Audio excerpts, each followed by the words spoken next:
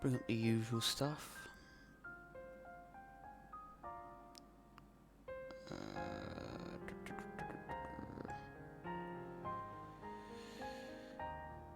Okay. Good. Good. Okay, I should probably preface this. This is not gonna be full energy. At least, potentially not full energy, unless the game pushes me to it.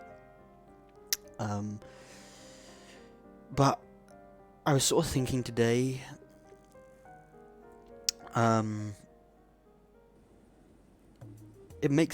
I'll be finished chapter 7 today. I'll be finishing chapter 7 hopefully. Got a bit of a headache, I'm a bit tired, but I wanted to do this stream. I didn't do one yesterday.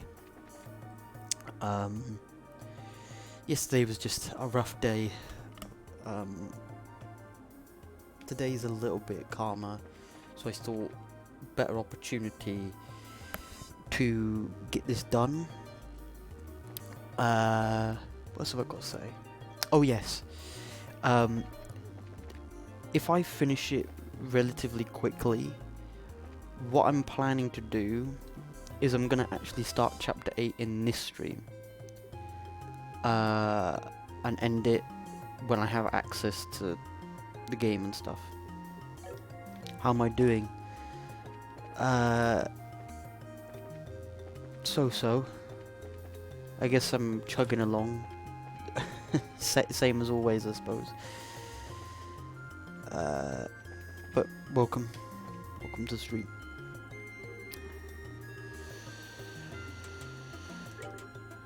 Got 2 more. Yes, it's you know, it's not gonna disappear in a night. I just wanted to stream today. I've been really wanting to stream last couple of days. I just haven't felt up to it. I still don't feel like 100%. But I just wanted to do it. I wanted to just get cracking. Try to get some normalcy back to streaming and stuff. So I just kind of wanted to do it for myself, if anything. Both just to get back into streaming a bit more again, and also because I wanted to play more of this game. Welcome Tanya. So like as I said, Tanya, I'm probably also going to do the start of chapter 8 today in the same stream. I know I usually don't do that, I don't cross into other chapters on a stream, but I thought if I get to the point in chapter 8 where I can just do stuff myself off stream, that would probably be better. Because then even if I'm not streaming, I can make some progress in this game. But I thought, get chapter 7 done, at least, at a minimum.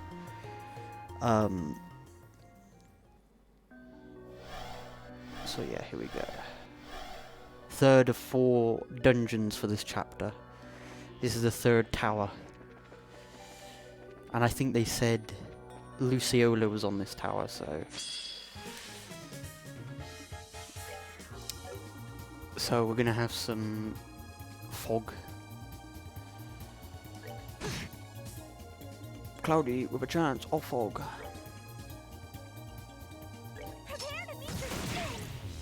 Okay, nice. Man, it's not been too long since I've heard this music, but it does feel good to hear it again. That's for sure.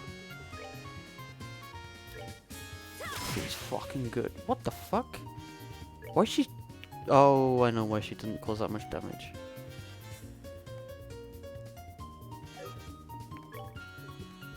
I'm gonna have to change that, aren't I? She probably has better weapons. Yeah, chapter 8 has too many side quests. And I can't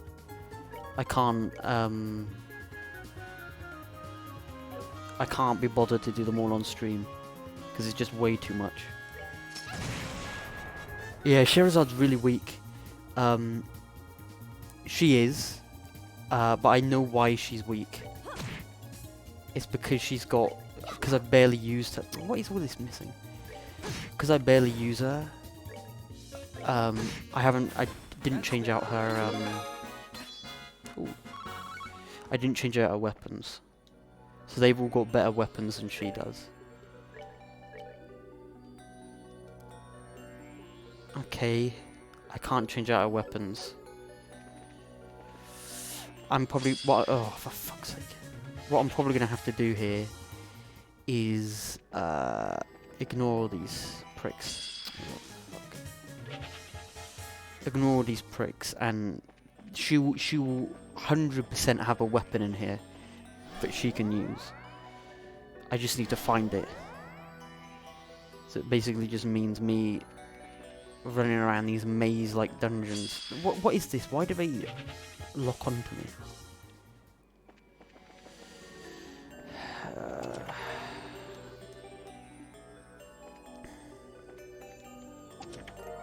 Insulating tape. I gotta be careful about this.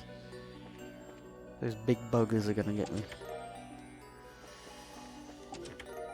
I definitely 100% need to get a weapon though, because I'll face a boss at the end of this tower, and she does fuck all. Pain in my neck. Oh, come on, man. Seriously? A mandatory boss? Okay.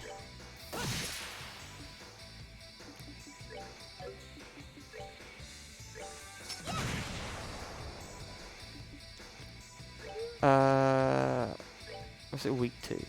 Fire, nice. I'll just have her use arts for now while I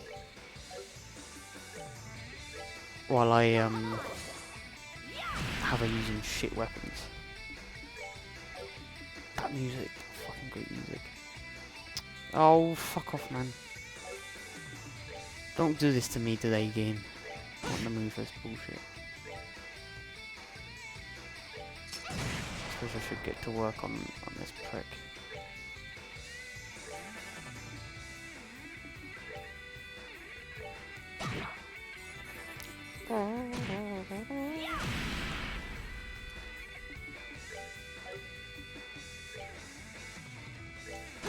Oh well, fuck it. He does a bit of damage to Sherazade, doesn't really matter. If Sherazade dies, it doesn't really change much.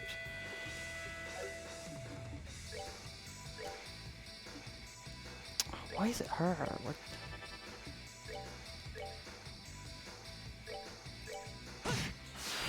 Nope, self-destruct. Nice.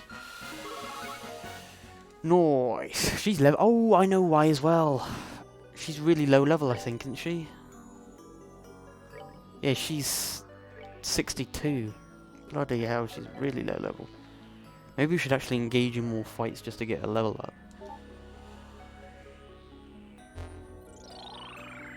Because I don't think our weapons are too bad. They're not great, but they're not too bad. But yeah, shit. Okay, I'll do it in the next part of this tower.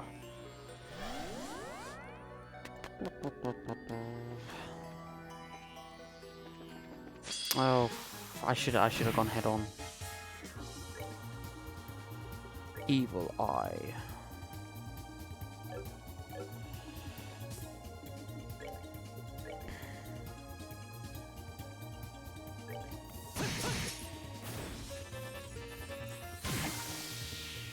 They instantly get their turn. Okay. Smoke cannon. Nice, they're blinded, so that'll do something at least.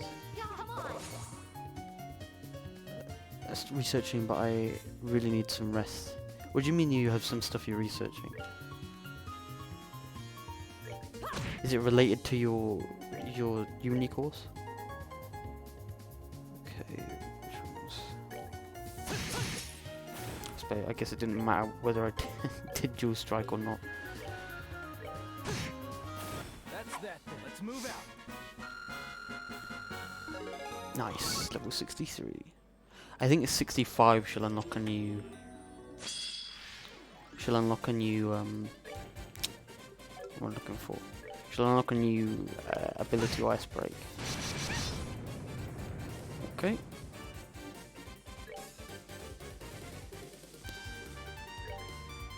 These things, they're weak to fire, nice. True Hard Break. Oh, okay. It's a Hard Break now, actually.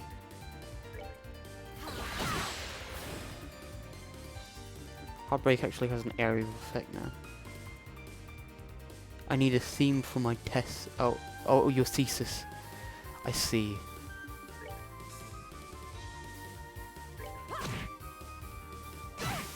And this is the issue with like universities, I feel, is that there's this lack of care for the students. I noticed it. You see it a lot here in the UK as well. Like a lot of uni kids end up getting depressed and stressed out and overworked. And the unis don't care.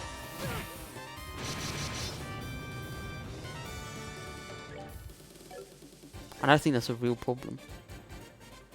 Like, unis have to remember that, sure, you're working them hard for their futures, but, you know, still young, you know, you shouldn't be forcing so much stress upon someone.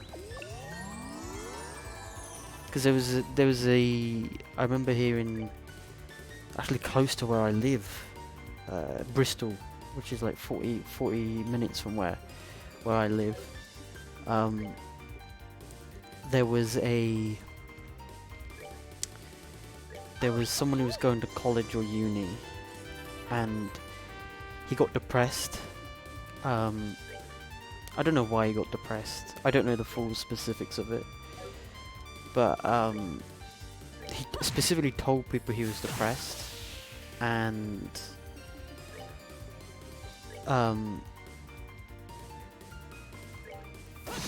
so yeah, he told people that he was depressed, and the college/university didn't even tell the parents that he was depressed, which they knew, and also they did nothing about it. So the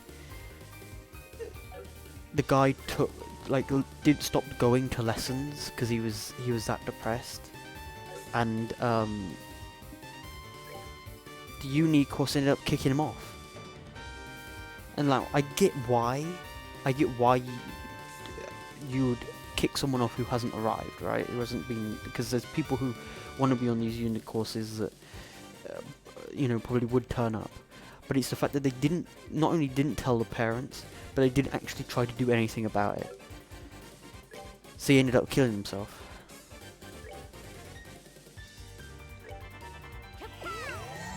You know, it's a serious problem, and people still aren't getting it.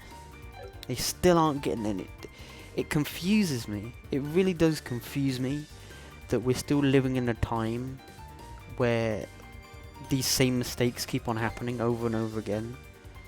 And I know, like, oh yeah, but that humans are stupid. Yeah, I know that. But it's sort of like when you tell a little kid not to touch the oven because it's hot, and he keeps on fucking touching it no matter how many times you punish him and tell him off, and he keeps on doing it. It's like, and then he becomes an adult and he still keeps on touching the oven. It's like, what is wrong with these people?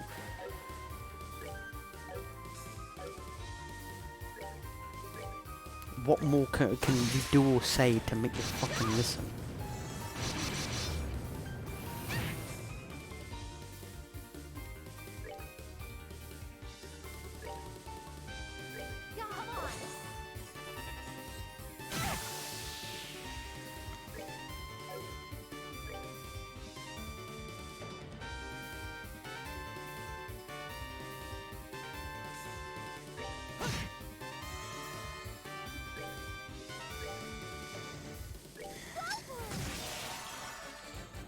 Very similar problem. I was a support group, and I was able to have a rest from uni. Yeah, it's It's a problem that needs to be fixed, really. And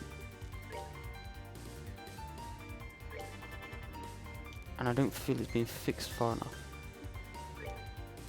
I don't feel it's being fixed quick enough.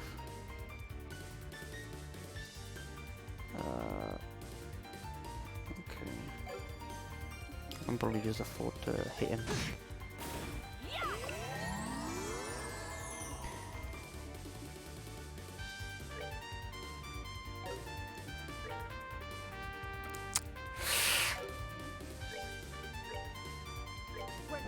You're Sinbad. What is this bollocks? Snow cannon. Prepare to make your doom. Oh, fuck. She really, like, I really need to get some level. Hopefully this will... Oh, bloody hell. Heals all HP.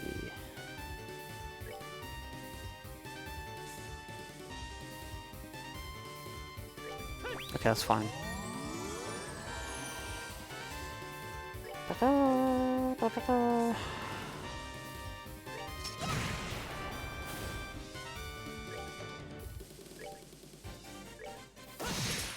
I'll fucking die already, man.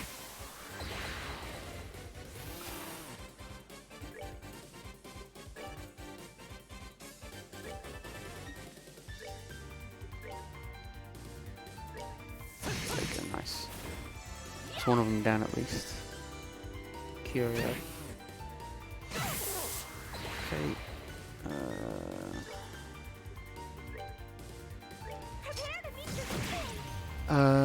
Let me sleep. That makes me. Yeah, sleep is such a. Some people don't get how important sleep is sometimes. They don't get it until they can't sleep themselves.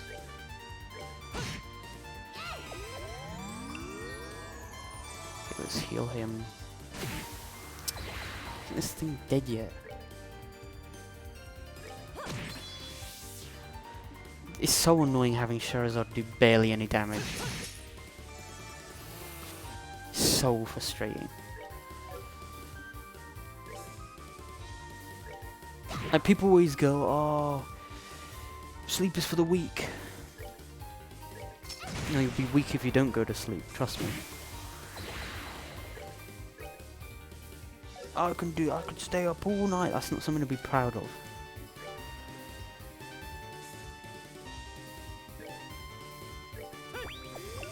Been many a time where I've struggled to sleep, and it is the worst thing you can possibly imagine.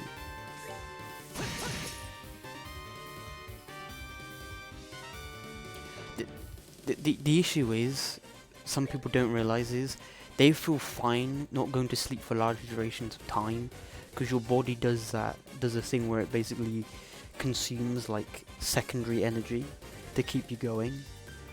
So people feel fine all of a sudden because their body kicks in like to that kind of mode. So like, yeah, I'm fine, I can go forever. And then they eventually get hit by the rebound, the sudden drop when that secondary energy is tapped out. Then you feel like empty. What level is she now? 65. Avenger, what's that?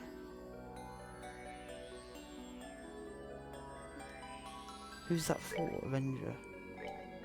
Oh, it's for Joshua. Okay, interesting.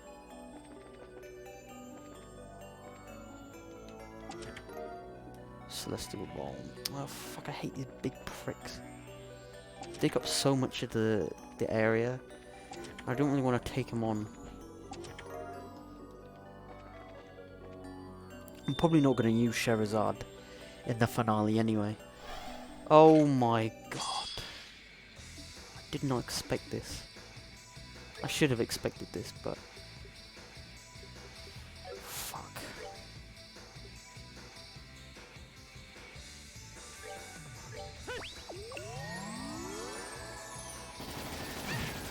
Oh my god, I didn't realise she was so low. This is the problem with Tita. Is that she barely has any HP.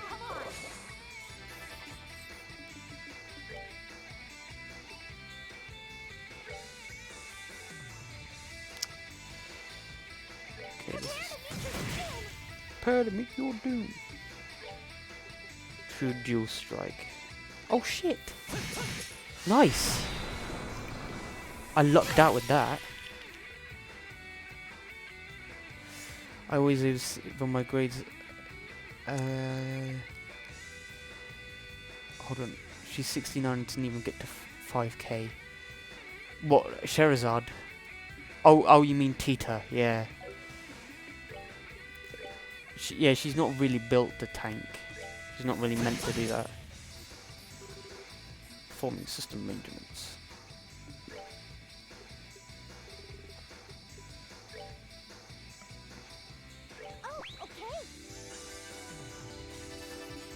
Oh, fuck off with you. Heartbreak.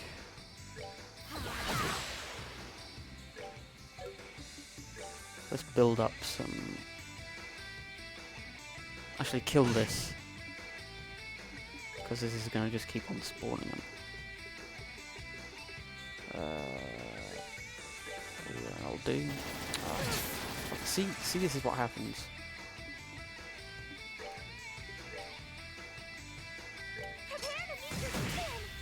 Bloody die already, man.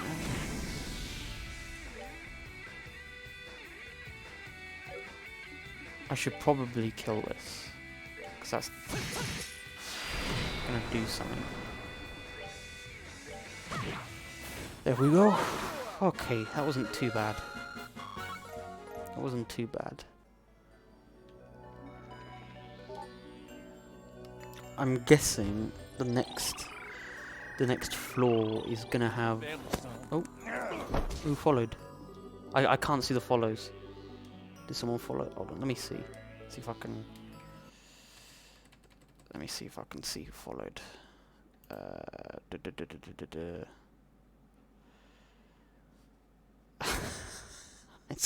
gonna try and see if I can see. Well, I can't bring it up now, but thank you to whoever followed. What's going on? Is someone repeatedly doing that?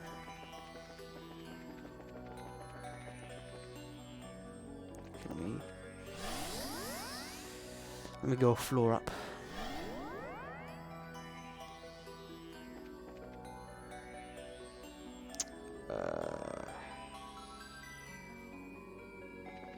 Is this what I want? Yes, this is exactly what I wanted. Exactly what I wanted. Let's give a... Oh shit, nice. That is a nice upgrade. That is a very nice upgrade. Yes, if those are legit follows, or someone pranking me, thank you for the follow. I appreciate it. I appreciate it. KJ 98, thank you. Thank you for... I assume you're one of the people who's followed. Thanks for the follow. Let me use morale here. Get these people straight... Oh, actually I probably don't even need to do that. One hit and he's dead. Let's move out. So, KJ, do you like Trails? Do you play the Trails games? Are you a fan of the Trails games? Or JRPGs in general? Oh, monsters.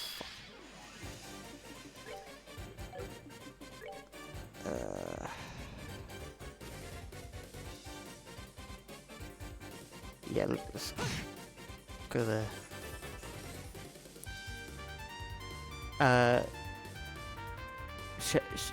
Chevalier of Ash, welcome to the stream.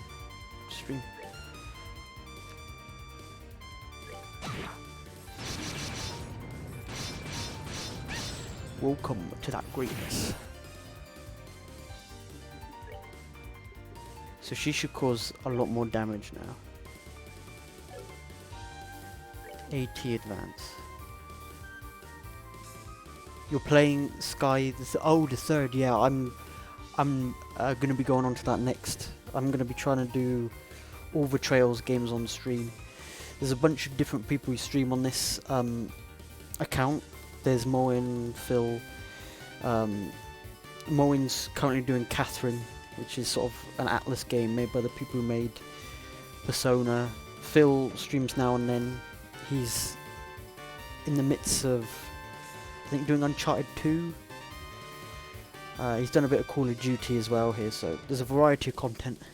But I usually stream JRPGs and all that good stuff. It's 80 advanced.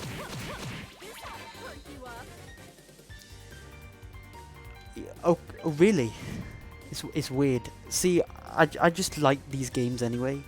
I just like the gameplay and the characters, so if it's a little bit weird, that kind of actually interests me more. If it's a little bit different than the first two games, I'm intrigued.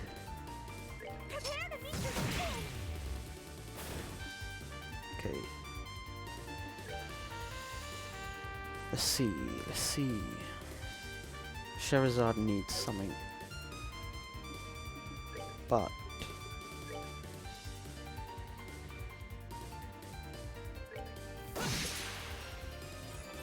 oh, for fuck's sake, man.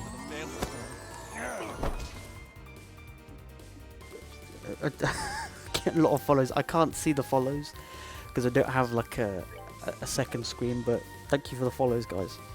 Really appreciate it.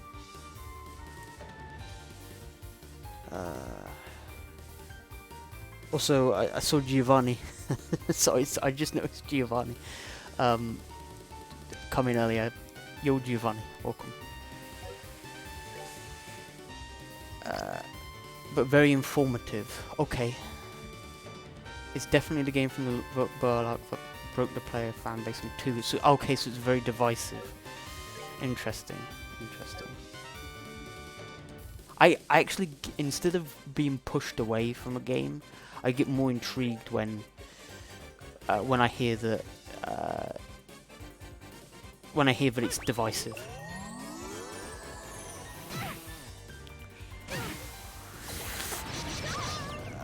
Fuck. This did not go the way I planned. I got so distracted with the amount of people following and joining in for a second that I kind of lost track of where I was. Fuck. This is fine. I can always redo this. I've done it once before. What I'll do actually is I'll restart. I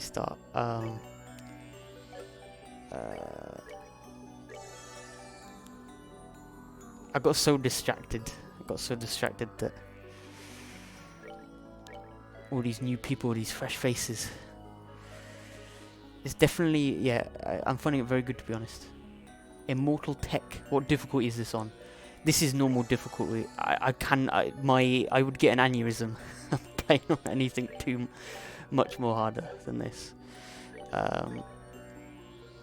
So for my own sanity's sake, I'm only playing it on normal. And it's my first time playing through these games as well, so...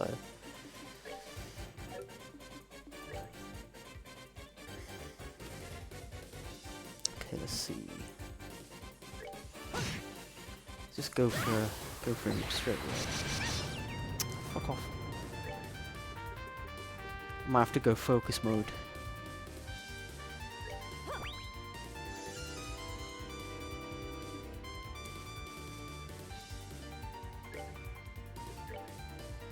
Okay. Whoa. I'll read that paragraph in a second. Oh, let's just top everyone out. They're probably going to waste their turns.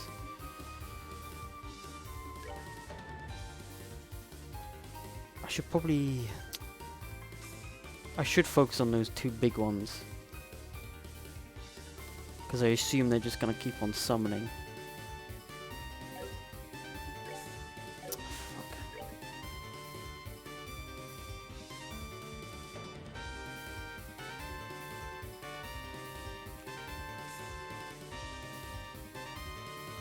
I wish I could get to those at the back. I could if I use magics, but I don't think I killed them. This game isn't balanced, so it's great that you're saving your brain. Yeah, I could not play this on a harder difficulty. I think I would probably have to be instituted by the end of it.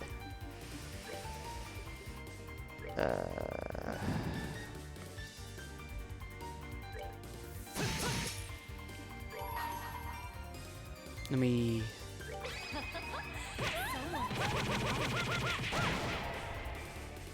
I could have saved for a quick turn, but I don't know whether that would have been a good idea. This game just fucks me over every chance it can get. Okay, let me read. Trails games are always very formulaic in certain ways. Both have basic guild idea where you go to a town, solve issues, something big happens, you move on. The third changes that, but does it by almost emulating a dungeon crawler. If that's your thing, it's fine. It just wasn't for me. It's pretty well balanced. Enemies have a lot of ways to mess you up, but also get a lot of tools to just break the game open entirely. Yeah, I mean, I'm just I'm not saying that I don't like the foundation that's been established in these first couple games. But if it's different, it interests me. It doesn't necessarily mean that I'll like it, but I'm interested to see what exactly it's about. What exactly about it is different compared to these games. Let's deal with spelling now. Oh, fucking hell. Oh, she's already got a CP up already.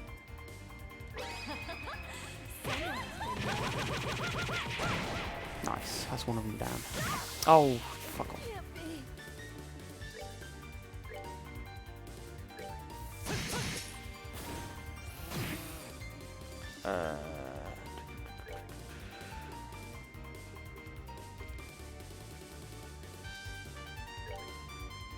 Celestial Bomb. I must completely disagree. I played this for the first time on hard. The game is just unfair. Susan, you help. Well, it is. She's causing more damage. It's just I didn't use Sherazade like for majority of the game. She either wasn't selectable, or I just felt she didn't really fit into my party composition. I suppose she causes more damage than she did.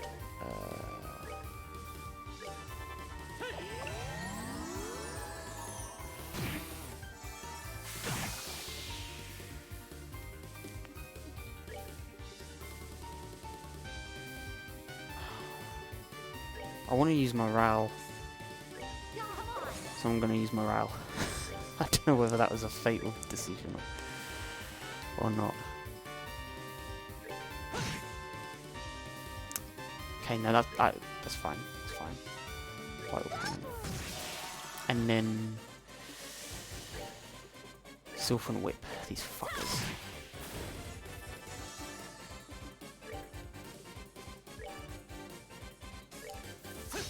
Oh, pricks! There's a whole sort of thesis being written. Maybe Tanya can take inspiration for a thesis from what's going on here. I'll get to these comments in a sec. I just need to focus a little bit so I don't end up getting fucked.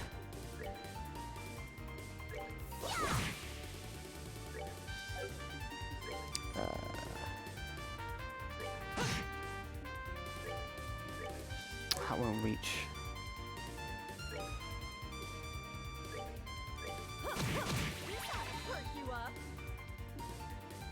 Okay. Okay.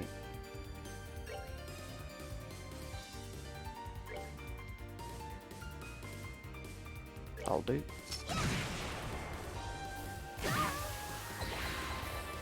Okay, who's casting that?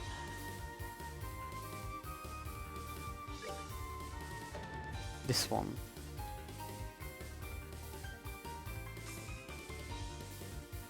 That's a heal, isn't it?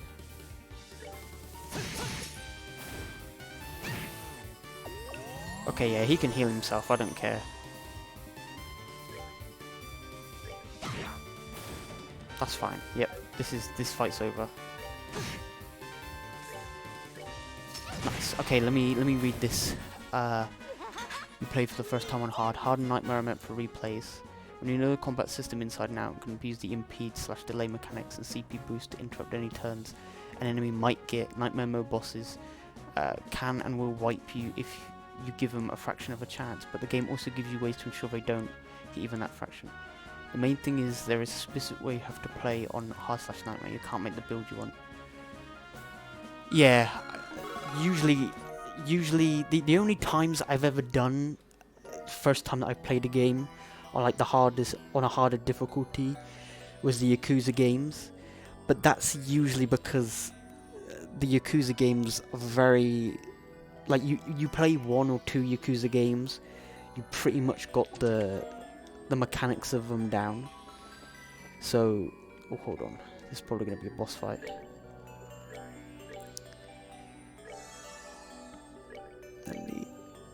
Let me heal. Let me heal these peeps up.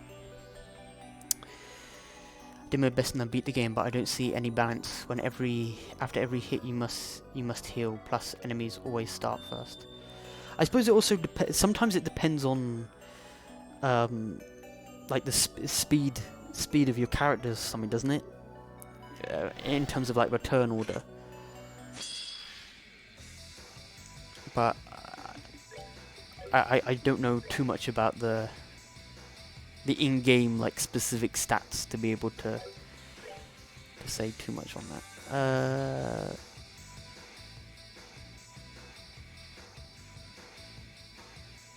Okay. I thought, did I not heal up Estelle?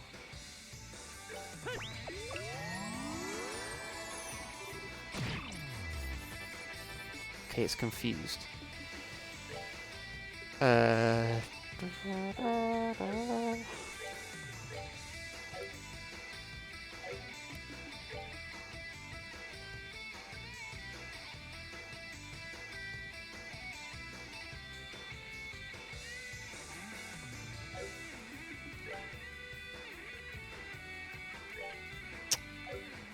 Fuck.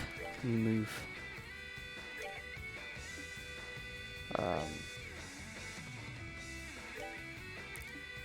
Just move everyone out of the way. I'll keep some people down here to focus on this prick. Actually, I could probably. Okay, fuck. Ah, fuck! He's just in the middle of it. You kidding me? That's what I wasn't sure whether to attack or whether just to move him. Because I was thinking there's a chance that he might still be in the area of effect. Okay.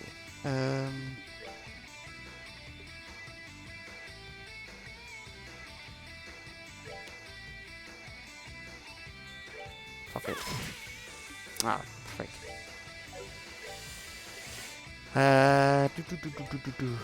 Let's use that.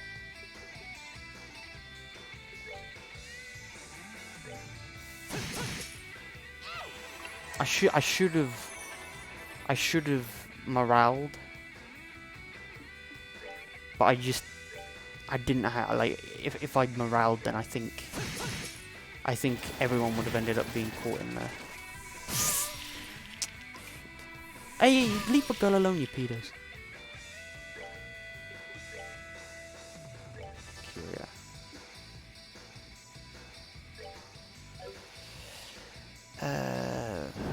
I'll get to everyone's messages in a sec.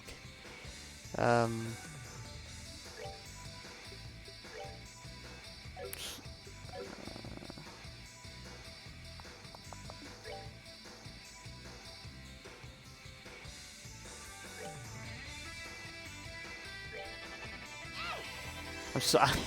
sort of trying to focus so much on this boss.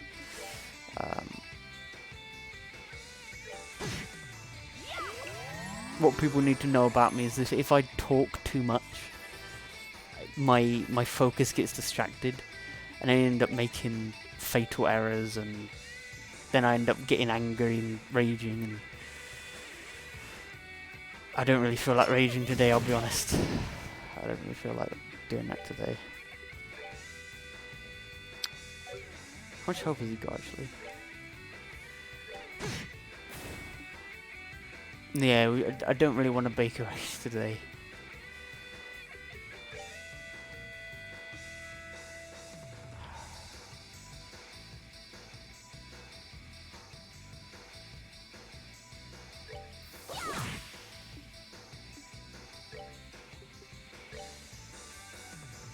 When did these games come out? I want to say early mid 2000s.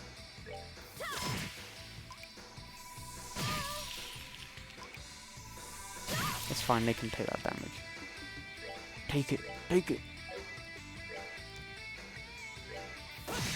I'm not gonna waste my turn doing a flicker with on a critic turn.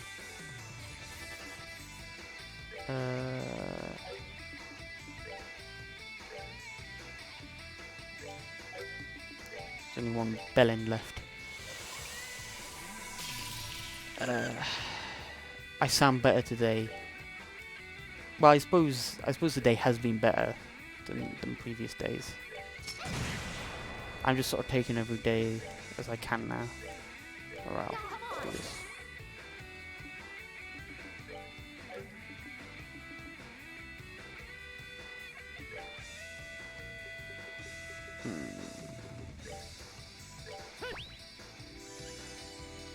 I don't mind if I waste that turn.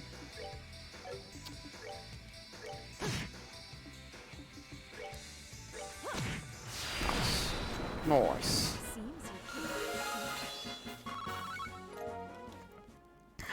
Nice. Okay, let's read this. Let me scroll up a sec. Oh, that's a bit too much. Let me scroll up and read this. Oh, why is this so hard to use? I did my best with the New Game Plus. I totally see them being much easier, but I was talking from a first playthrough perspective. Your fastest character should be absolutely stacked with speed quartz, and if they get a shot off first, then you need to use your turns buffing. The Burlock games mean speed is king. Speed is almost broken in this game. You need to speed down the enemies and always lower their ADF. Also know that there's 2 levels to both buffs and debuffs. Yellow arrow is a small buff. Red is a large buff. Blue arrow. Oh, okay. Okay, I didn't even know that. Thanks for the info. I suppose I don't really need to focus too much on that on normal. I'm just sort of playing these games to sort of get through them and see the story and shit. So.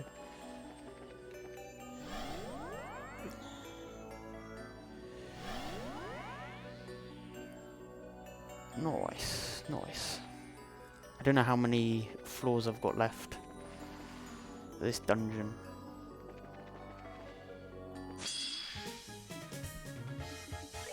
I'm guessing I'm near the top.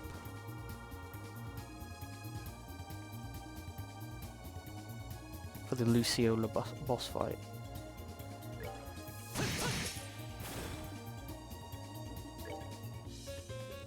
Silver Whip.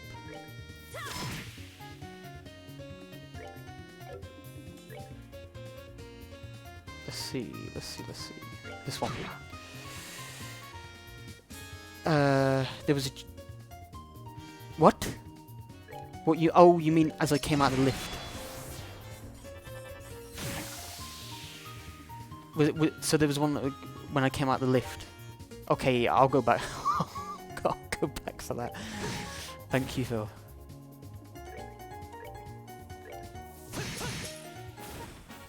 that then. It's probably nothing that important, but my completionist OCD tells me it is. Oh shit! There it is. Thanks for spotting that. I would have, my brain would have gone off like a rocket.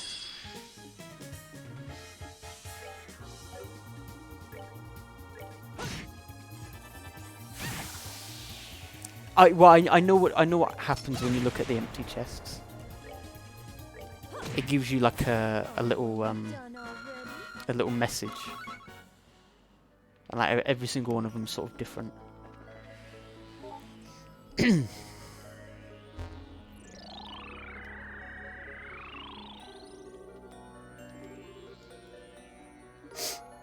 Data Crystal 11. Nice. Oh shit. I'm in heaven. I've got all these chests. Okay, we've got some new boots. So I'm assuming this is probably gonna be going up to the boss. I assume. Yeah, this looks like it. Let me equip.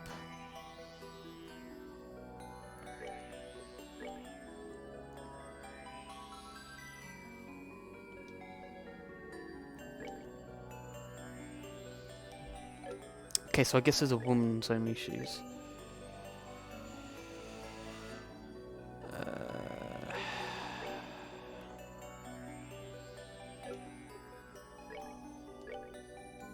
Hold on, how? Okay.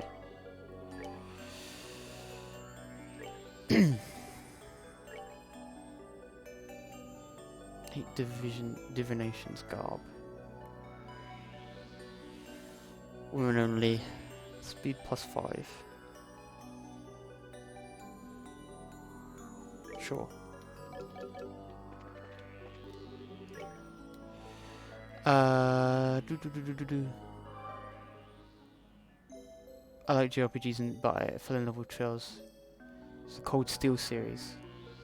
Oh, okay, so I guess it's related to a character or maybe an event or something.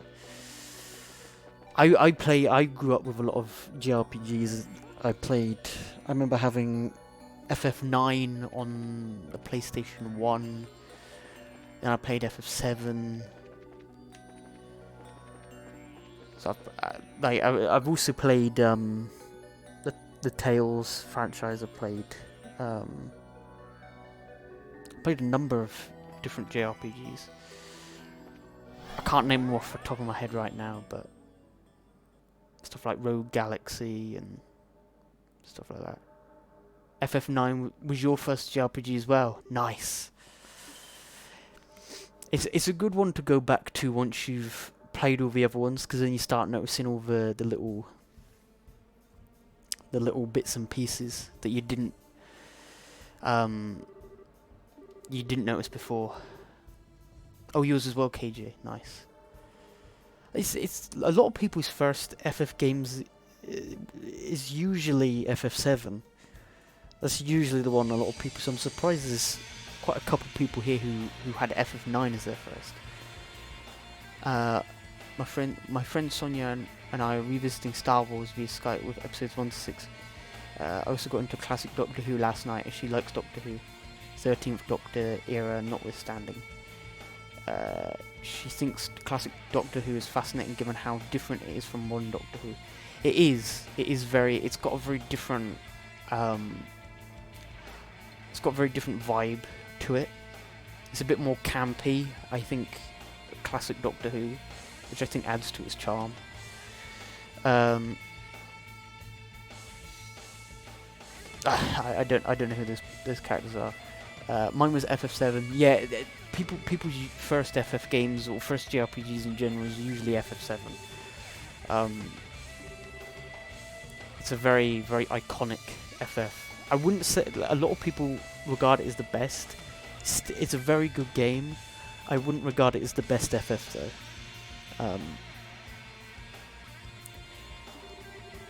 I think a lot of people. I think FF10-2 is underrated. quite severely underrated. Oh,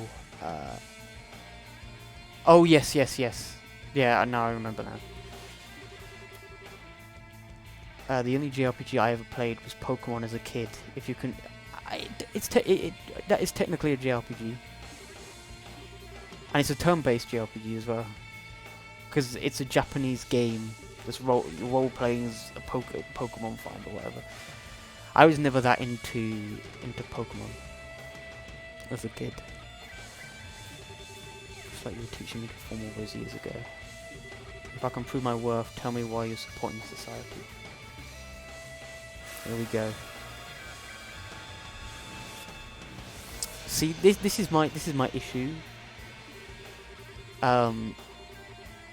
What does annoy me about some of these boss fights, and I just like it's not to the point where it's like heavily a dampener, but I get annoyed when you're fighting like a main enemy and you have to fight their little butt buddies, their little minions. It's like, can't I just fight you?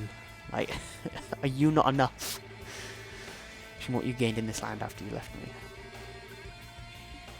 Here we go. Oh god. I do have to say, Trails in the Sky has the best regular enemy battle theme. Yeah, I love this soundtrack. I've said time and time again, the OST for this game rivals Final Fantasy easily. Easily. Spirit defends Luciola. Weapon attacks will heal. Okay. So I need to use arts on those cloud things.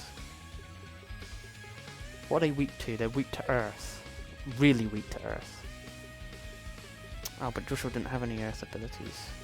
Shit.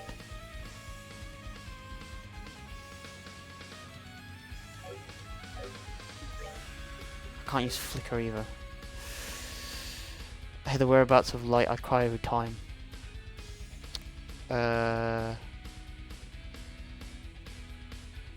It would be 4-on-1. The same with Nemesis second form in RE3 Remake. Yeah. When you fight Nemesis in RE3 Remake and he's just charging around, he's got all his zombie butt buddies just sort of sitting around. Okay, how am I gonna do this? Clock up.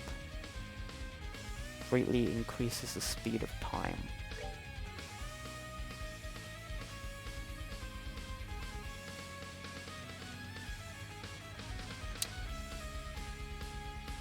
Estelle's got a lot of earth abilities. Oh boy.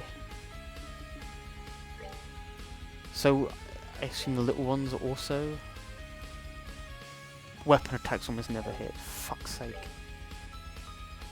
If I do this, I can at least hit Luciola.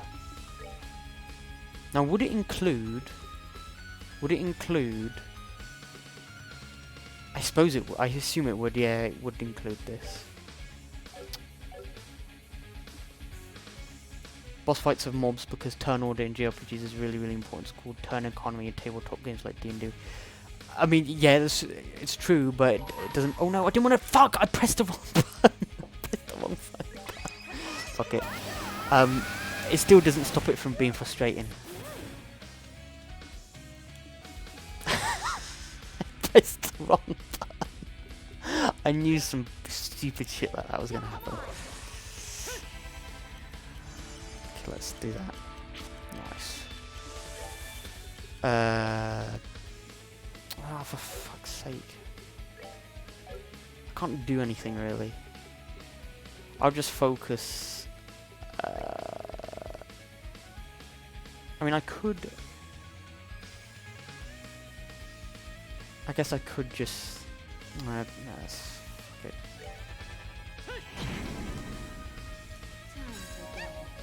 I mean, yeah, I'm not arguing that. I just think it's almost like the boss itself is not enough. Like its abilities aren't enough for the player to have to deal with, as is.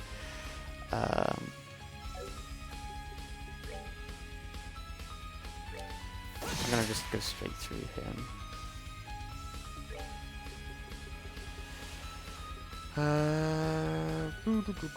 Stone Impact.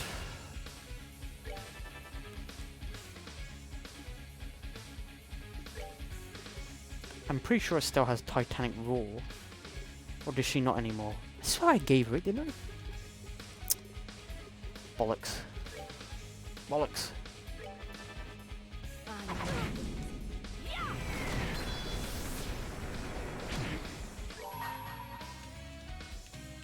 I'm just gonna focus Lucio. Okay, nice. Nice.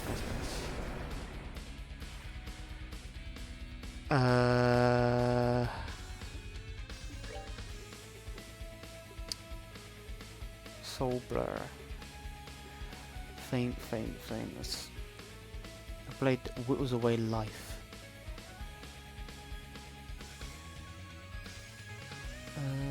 Yeah, it does make sense that they would have high HP.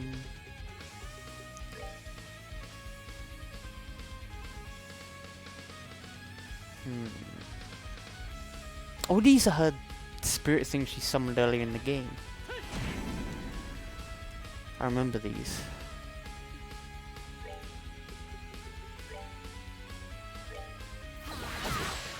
I don't care if he gets healed. Fuck it.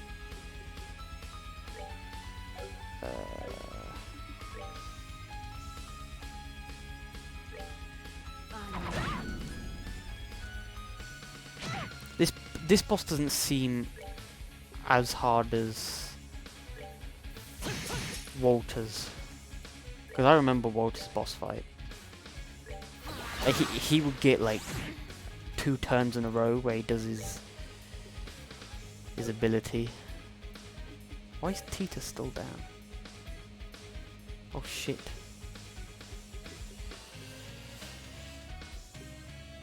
Ooh, let me...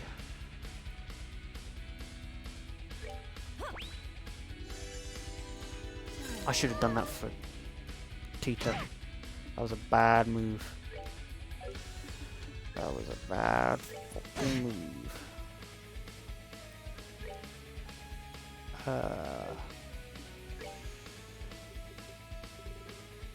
Stone Impact again.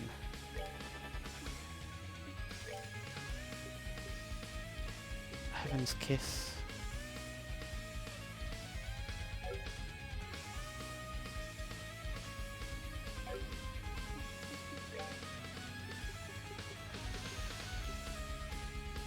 Confuse Faint or Sleep.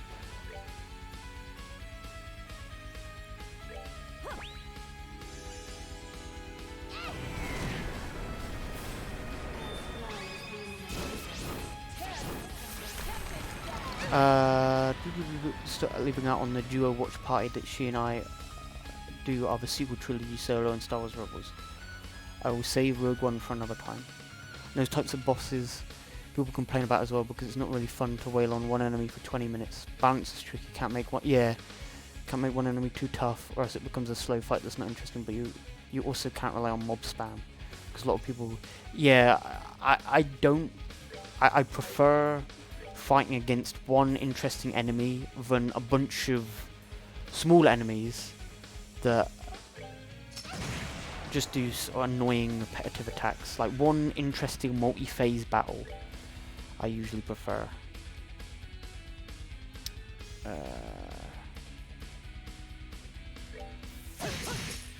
Lucio is nearly down. Oh, why does everyone go for Tita? Why is everyone goes for fucking Tita, these pedo enemies? What is this bullshit, man? I guess more smelling salts.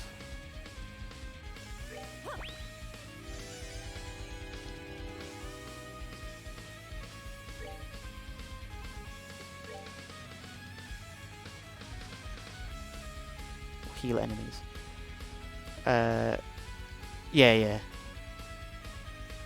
Yeah, I haven't seen any of those. Let me... There we go, Lucille is down. got the butt buddies. Hey, hey, hey, easy now, easy fam. Actually.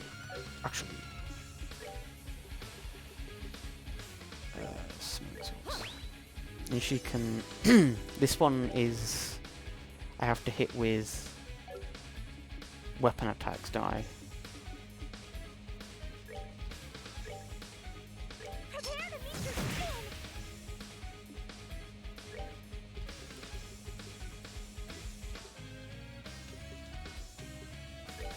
Yeah, that's waste. That music. That fucking music. Okay, I need to get closer for this. Okay, nice. Let's do... Go on, waste your bloody turn. Waste your fucking turn, you bellend. I'm just gonna... pile on it now. There we go, nice. Luciola boss fight done. Nice. Let's move out. I'd be very pissed. As for why I'm showing both Clone Wars series to her is because I find a 2D to be a great watch before Revenge of the Sith, and I think the Clone Wars goes great after watching Revenge of the Sith. On this matter I've spoken. Fair enough. Fair enough. Tita learns satellite beam, all new S-craft. Nice. Nice. Still got one more tower left to do, I think. Little spirits.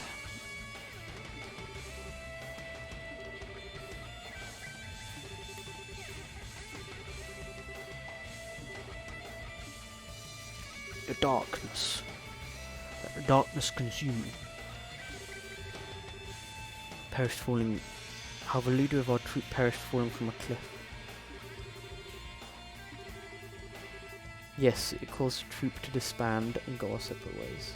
No one could ever figure out, however, why he went to such a lonely spot all on his own.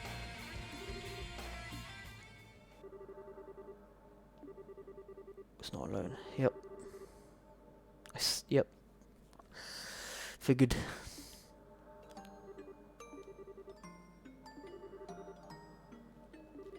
I killed Harvey with my own hands. Shit. There's no need for dark humor or trying to sound evil. After I pushed Harvey to his death, I returned to camp feeling almost nothing. No one questioned my calm face. And then I used my bell to create an aural illusion of his scream for all to hear. Bloody hell.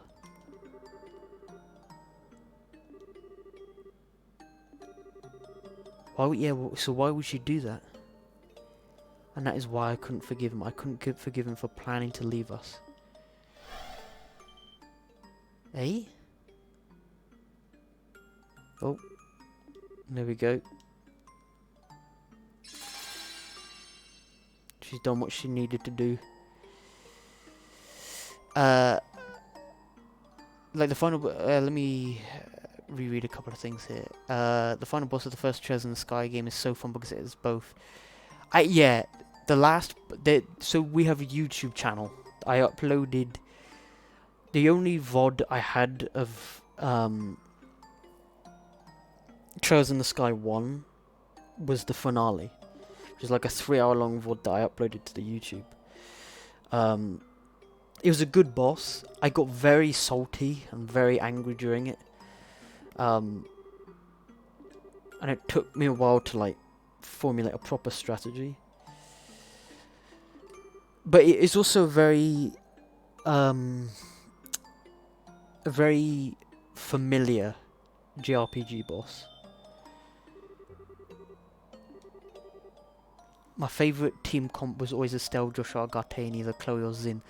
Yeah, I usually take Zin. So what I do is when I only have 2 party members to choose, I choose Chloe and Zin. Because Zin can always, like, he has pretty decent taunt, and he has really good defensive abilities, and Chloe can add to his defensive capabilities and heal him, so he basically becomes like an unstoppable tank. And then if it's 3 party members, then I always choose like an offensive member. So that would either be, I guess in this case, Joshua, because Joshua has a really good S break. Output for like 30 or 40 CP. Okay. Yeah, I always take sort of like how you do like a party composition in an MMO, like a small party. You always have 2 DPS, a healer, and a tank. So I sort of build my parties around that functionality, so it's like an all-rounded team. Let's return to the Arce.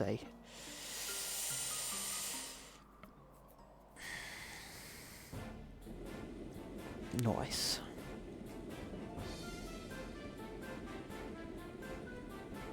That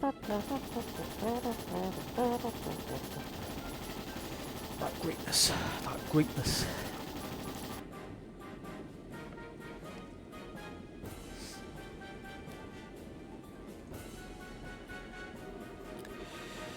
There he is, General Morgan, the ex-bracist.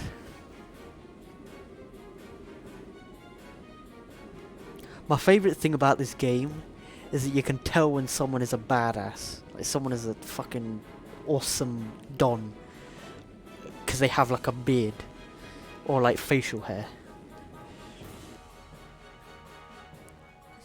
They're either big or they have like a huge fucking beard. Cassius, Morgan. You hate Morgan at first, but he grows on you.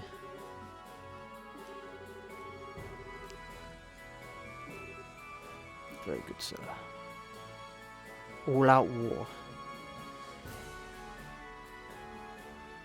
Actually, no, but Richard was pretty badass, and he didn't have a beard. But then again, I guess he was trained by someone who had facial hair, so the power gets transferred. There he is, Cassius.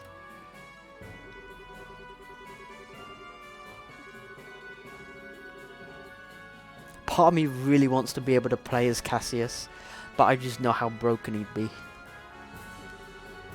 He'd be too broken. He's basically the god, the god of this universe. Every single time they talk about Cassius, it's only about another feat that he's accomplished that we didn't know beforehand. That he did this, that he did that, that like he went against the odds.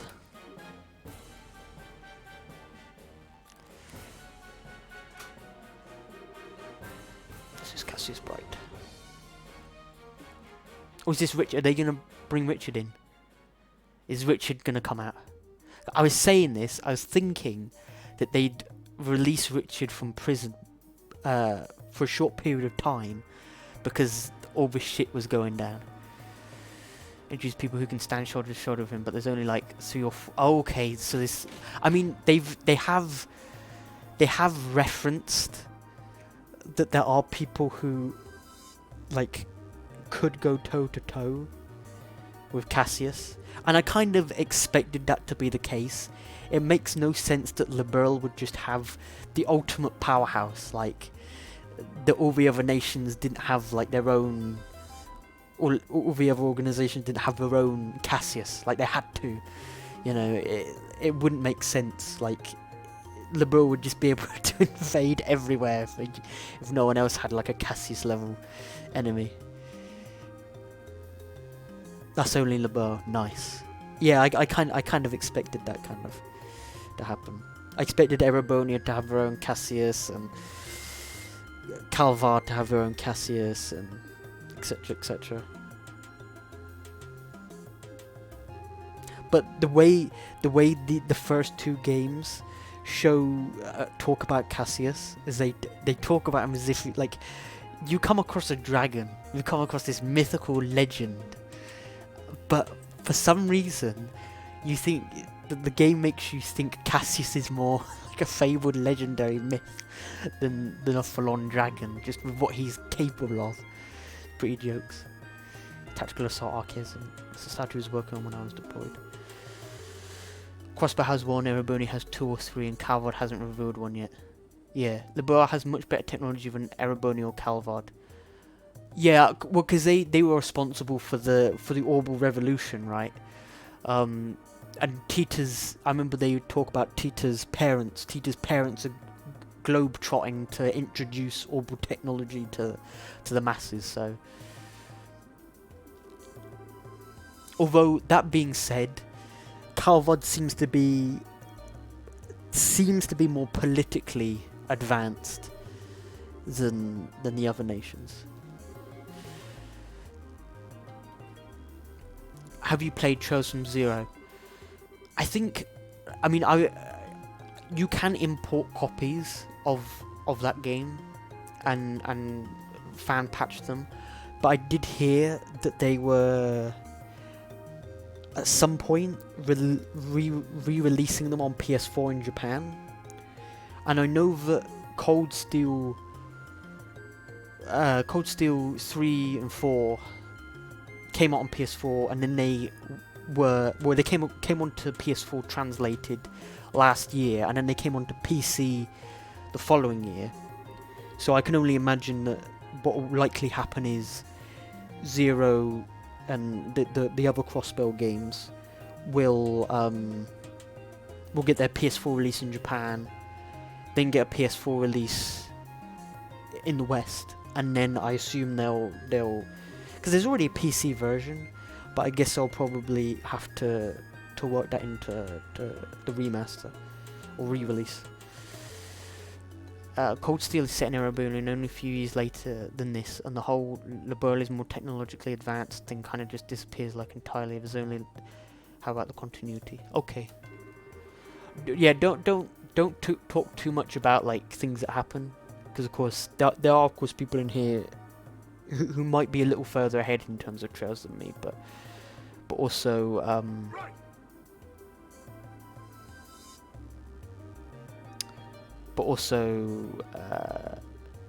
haven't got to that stage. I was planning to play after I'm done with the Sky Third before moving to CS. Yeah, I'm thinking about actually getting copies of the game and fan patching them through and streaming them, but I'm sort of trying to think how I'm going to go about doing that. Should I take Tita or Chloe? I'll take Chloe's... Yeah, I'll take Chloe. Fuck it. She's really low level, but I could just level her up by... Time for the final tower. Time for the final tower. Let me stock up. Stock up on a few things here. Oh shit, I've barely got any mirror. I don't need some of this, do I?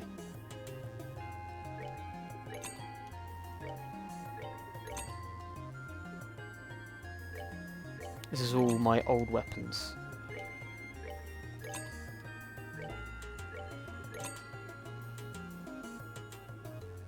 Yeah, I don't wanna remove.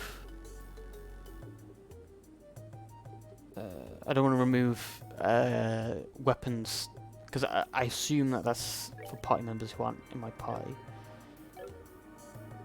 Also, I could convert. Why am I doing that?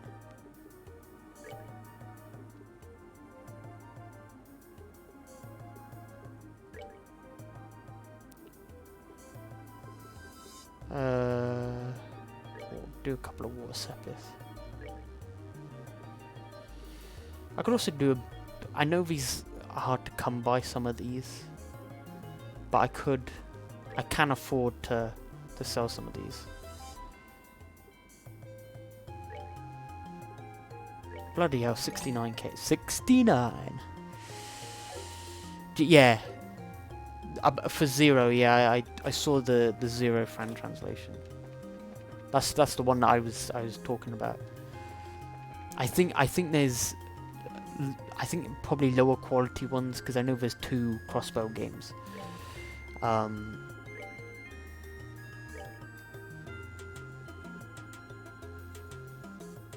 So I know that I don't know if I think there's lower quality translations for the other one, but I know about the first Crossbow game, because I'm sort of in two minds. I don't know whether to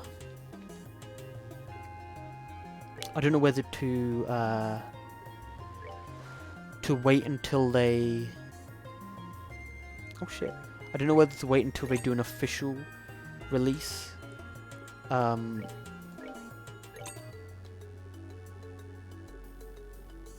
Or to just try and fan translate it. What did I miss? Well, I finished the boss fight. I'm now on the final tower.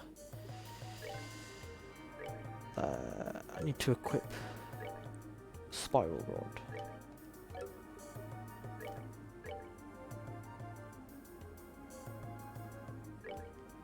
Oh, I had a better one anyway. Fuck. Good job. Yeah, it wasn't too hard. I think that was probably the easiest of the 3 ones I've done. Okay, now we buy some terrible bombs. Luciola wasn't too hard. Didn't have too much trouble with her. S tablet. I'll take a few of these.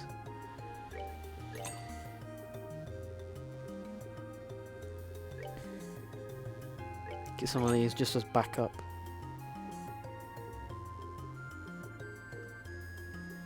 EP charge.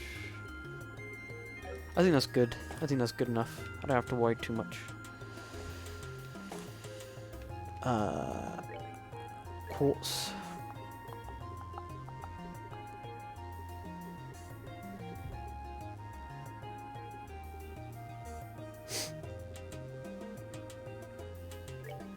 Let me buy some of these. Oh yeah, of course I need to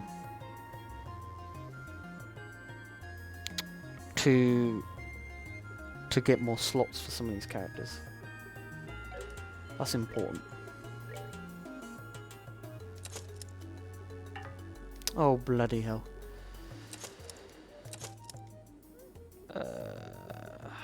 Fuck.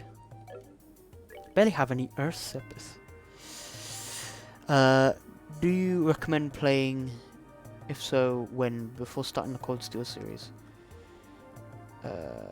Can't wait. I want to go to the fandom, but it's too soon. After we watch Clone Wars, I need to show you a fan edit that will make you cry. I assume that includes the Clone Wars 3D stuff. I assume it's about Anakin and Obi-Wan. Is there anything else I need to do before I go?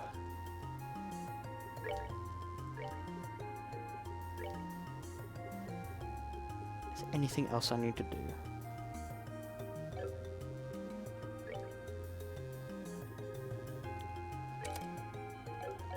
I don't think so. I think I'm good. The game's gonna tell me otherwise soon enough, I'm sure. Fuck it, let's do it. Let's do it.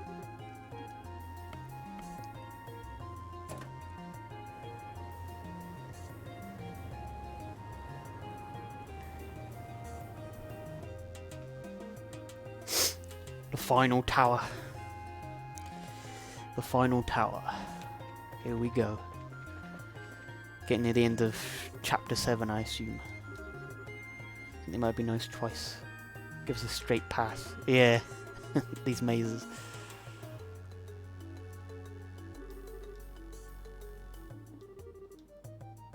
Stop, Ren.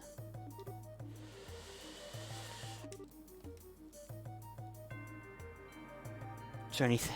I need to look outside just to double check.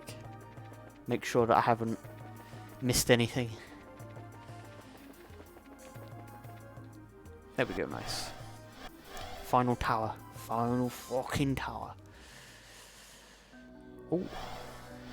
Amber altered space. The great thing that I love about this chapter particularly is the fact that I know that this is closest to the end of the game, but this isn't like the final dungeon. So kind of makes you wonder, like, what on earth is the final dungeon going to be? We're literally in space.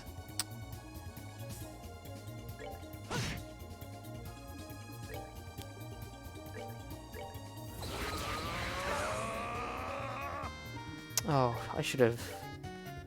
Never mind.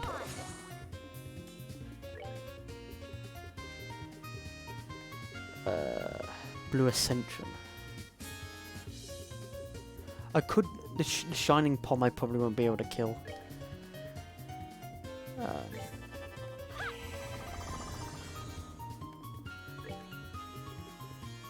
So I'll just sort of leave it. I care more about leveling up Chloe, if I'm being honest. Because I'll probably end up finding Earth's Epith anyway.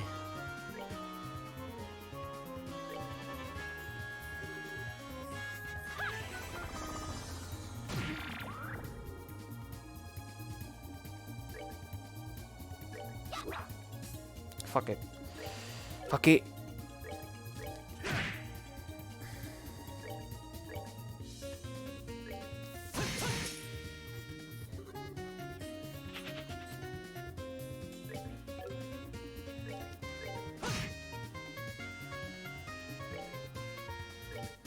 I'll just run Chloe in.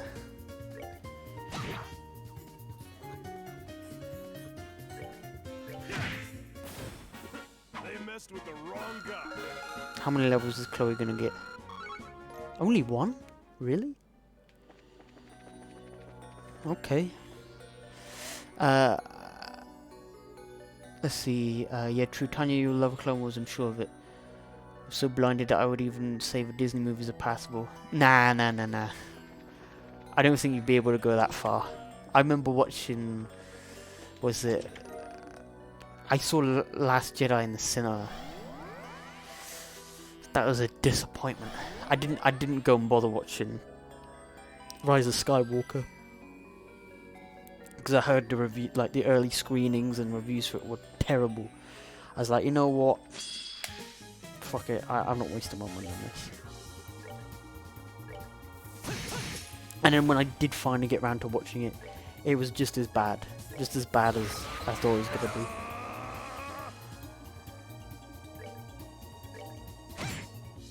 I don't know why I did that.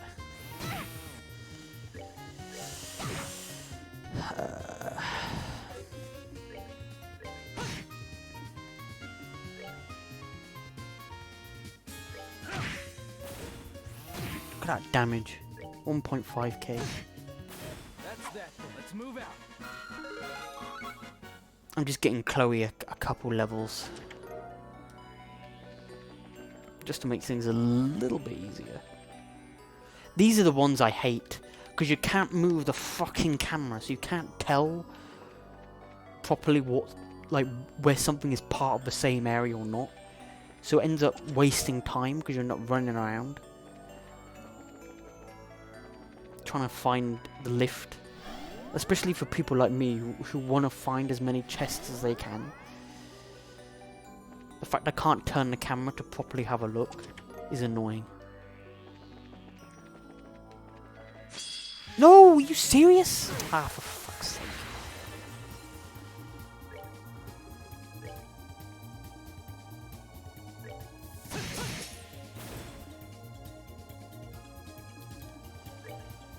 True Distend.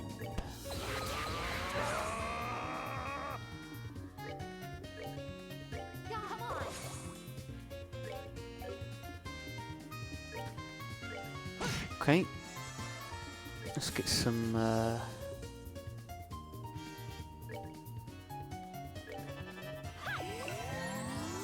one thing that I do prefer in terms of healing with Kevin and Tita is that they have CP heals, whereas currently Chloe doesn't have that. Plus Tita and Kevin have AoE heals. Chloe doesn't have that, but she has a lot of good defensive things, so it sort of evens her out a little bit in that regard. seek. Eh? How'd you miss that? How's he not dead? Are you fucking kidding me? That's that. Bloody hell, it didn't die. Got Tyrrell bomb.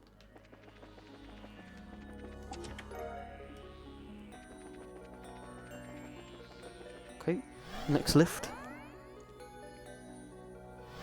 See, now I don't know which part is of which floor, part of which area. It's just a maze of lifts and camera angles. Like, I prefer to just be able to move the camera angle about so I can see where exactly I am. So I have, like, a better idea of which way I should be heading.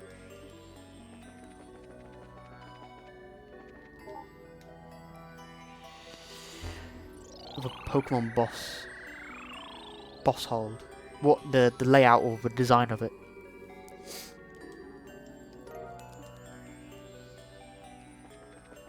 Where'd this go? Does it go to... I should have headed the other way. Now my completionist curiosity is intrigued at what's on the other end. Yeah, this looks like it might lead somewhere else. Fuck it.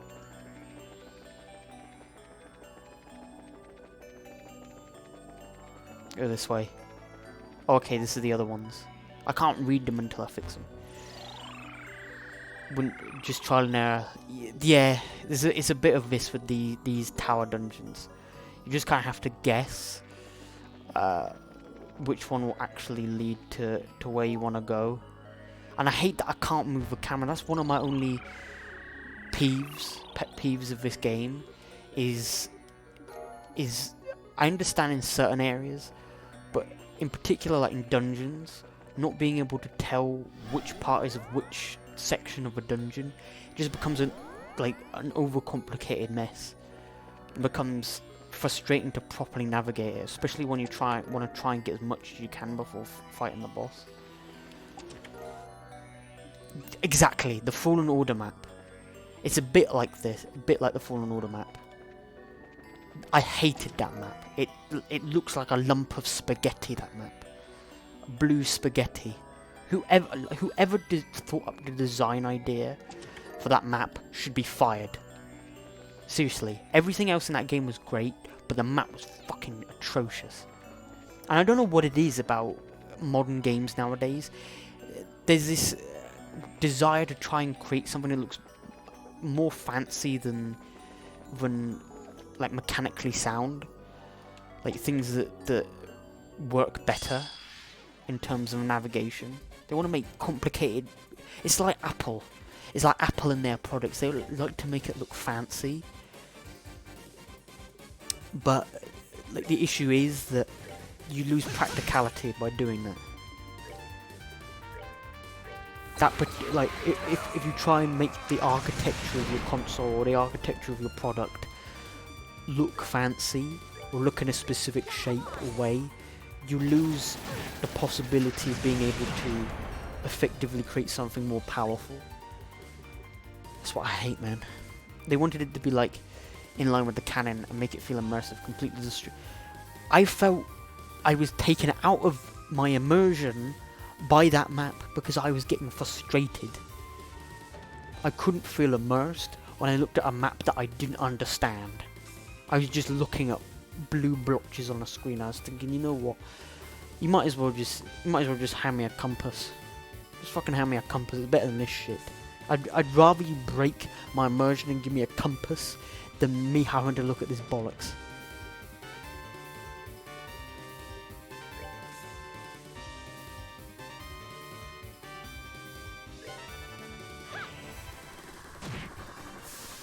Okay, didn't do anything. Boy, easy now. Wait, what the fuck is that move? Bloody hell. Bloody hell.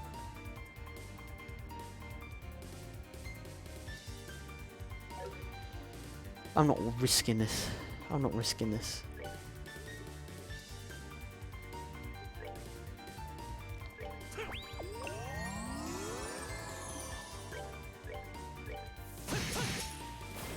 That's one of them down at least. Let's ease that guy up, so he doesn't do that bullshit again. Are these weak to anything? They're weak to air, but I don't really have a lot of very good air abilities.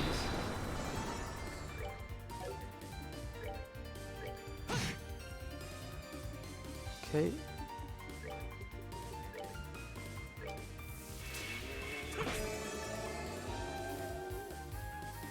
Yeah, he can definitely use dual strike here.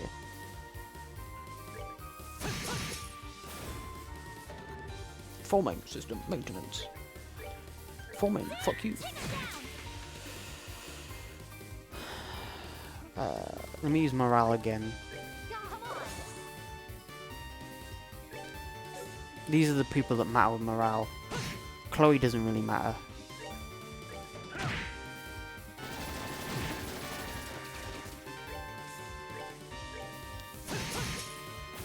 The best feeling in this game is getting a crit turn with Joshua when he's being buffed by morale.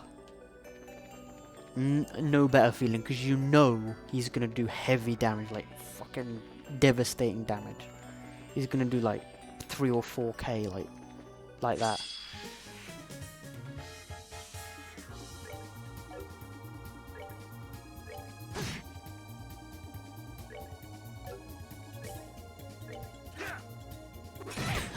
Miss, of course it's a bloody miss. Okay,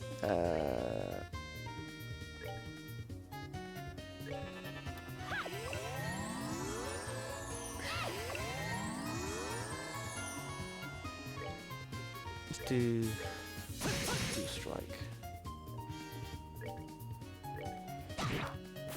Immersive in a I'd like to be immersed in a game, but my issue is when immersion starts taking away from it being a game.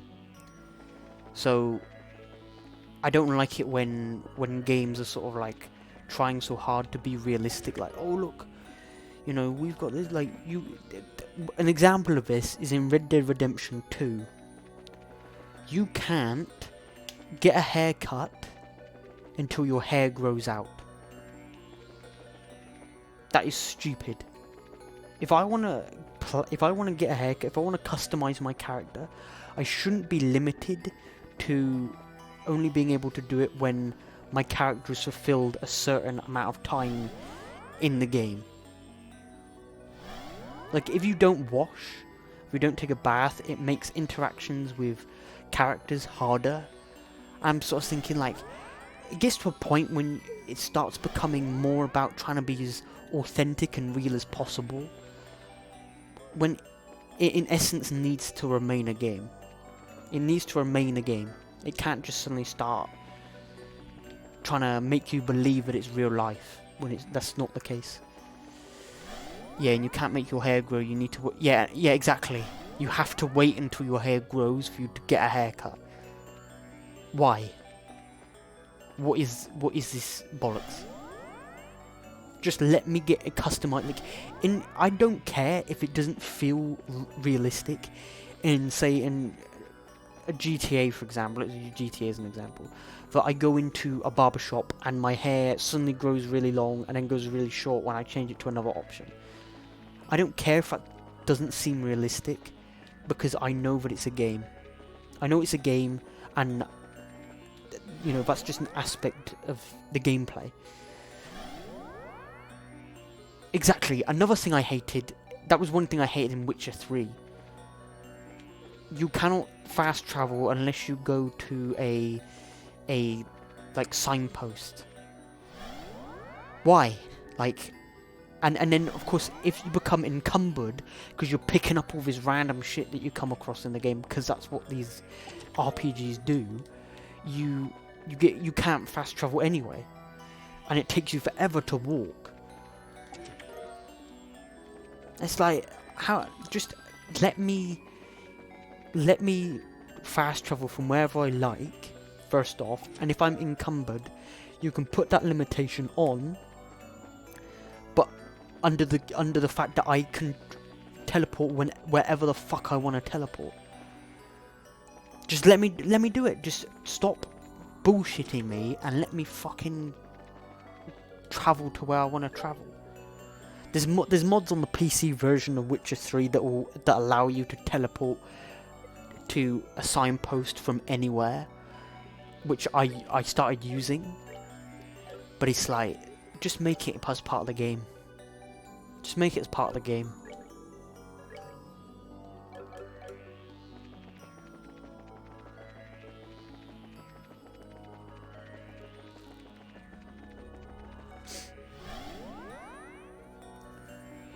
These game developers, some of these game developers need to learn. Stop doing this stupid, dumb shit.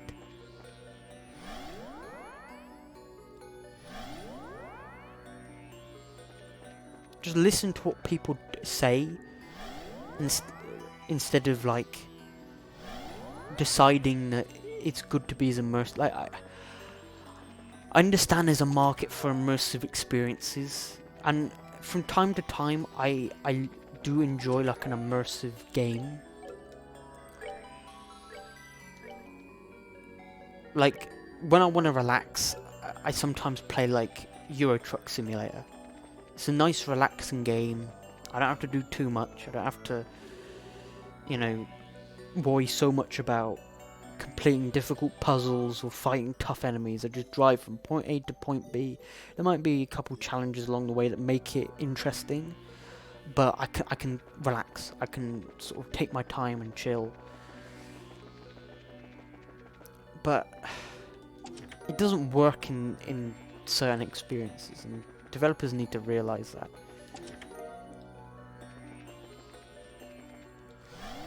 I love how they're convinced they're geniuses when they cut. Yeah, that's what I was saying. Like, you know, there's a bunch of people sat around a table. What was I talking about? Oh yeah, it was FF14 and their dull, boring main quests. A bunch of people sat around a table, and they said to themselves, "Let's make this as annoying as possible. Travel from point A to point B, and then from point A to point C, then back to point A, back to point." Like, those are what most of the quests in FF14 consist of. And they're annoying, which is why they're removing half of them from the game. But it's like a bunch of people sat at a meeting, at a table all together, and said, a bunch of Japanese people went, "How about we make the main quests as irritating as possible to get through, so that no one wants to get through them?" And then all of them went, "That's a brilliant idea, yeah, let's do that, that sounds awesome." They all agreed, and they thought they were hot shit for agreeing with that. Bloody bellends.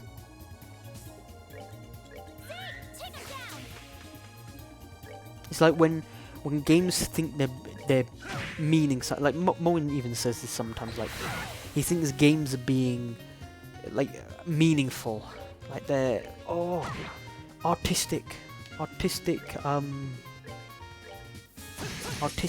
bullshit.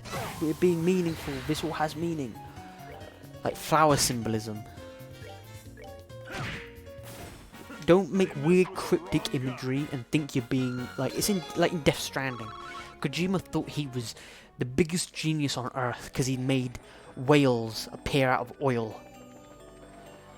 The significance of the baby represents this and that. Oh, fuck off, man. Stop sucking your own dick for once and concentrate on making a game that works. I mean, I used to love Kojima's games because he knew how to make an interesting, actually intelligent game mechanically. Like Psycho Mantis is, in my opinion, has never been. Oh shit, we're here. Psycho Mantis, in my opinion, has never really been truly copied. There is not a boss, I feel, to this day that works the same way that Psycho Mantis did on MGS1. Nothing. There are games that have done unique bosses, but no game has copied a Psycho Mantis level boss like that. That was old school Kojima, when he knew how to make a cinematic game, an immersive cinematic game, but he also knew that it was a game at heart. so he knew to make it like a game. Death Stranding was just him being as pretentious as it's like he doesn't want to make games anymore. He just fucking wants to make his movies because he failed at trying to be a director when he was younger. People laughed at him. You know. What was it? Aureole. Aureole is the same. I'm gonna spoil Death Stranding. If you don't want to be spoiled on Death Stranding, leave the stream now and come back in like a minute. Well, actually, 5 minutes. Give it 5 minutes for me to rant about it. But Death Stranding, Aureole, the woman that you're trying to get is one person. One fucking person, and there's this whole thing she says at the start of the game, like, I'll see you on the beach, I'll see you on the beach, and it's like, fuck off. Fuck. And when you reach the beach at the end of the game, and like, when Norman Reedus is like dying or whatever, and he's on the beach, I told you, didn't I? I'd see you on the beach. I am the whatever it was called, the destroyer of Earth. I'm Death Stranding. Like, fuck off. It's like that one season of Doctor Who. I am this. Okay, that's dumb. That's stupid. Here we go, Ren. Bloody pretentious bullshit. Yeah, don't bother playing Death Stranding. Death Stranding is a waste of time. Came to play the end. Are we actually gonna beat up a little girl? Gonna beat up a little girl? Bloody hell. Estelle was right, you got really handsome while you were away, Joshua. Yeah, she was an enforcer. She was responsible for the tea party in Gransel. All the puppets and robots that we were seeing, she was responsible for them. Her parents that she was walking around with were also puppets as well.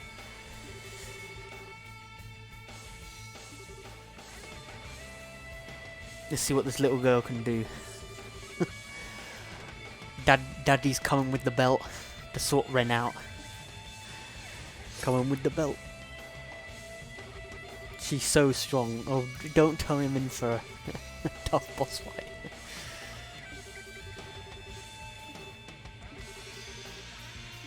Story time. I appreciate the offer, but I refuse.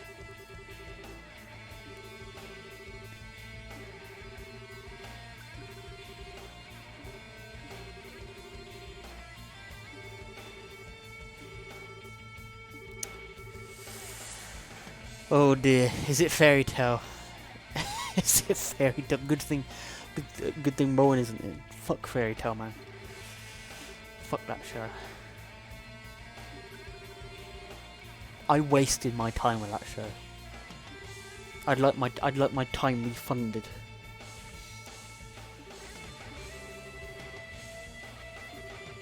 I'd like the creator of Fairy Tale to refund my time. I will accept it in £100 notes.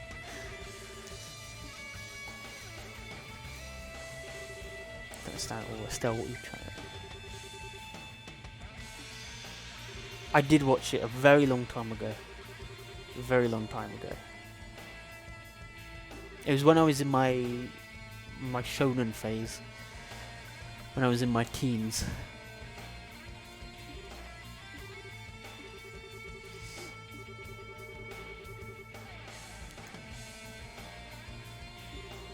We all have that show we watched when we were younger, or that music we listened to. Like Yvette has, what is it? I can't remember who it was. She used to listen to it. She's embarrassed about, but it was a different time, different version of who I was.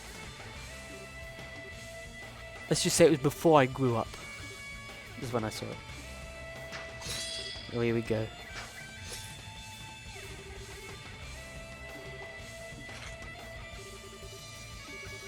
They didn't call you the Angel of Sort for nothing, I see. Much stronger and more useful than the Black Phantom, who can only bite from the shadows. A gut you like a fish after all. Bloody hell. There's always a psychotic little girl. One of the first things my dad ever taught me was that gutting fish is for grown-ups. A hell of a lot of spankings. Here we go, daddy with the belt. Daddy with the belt.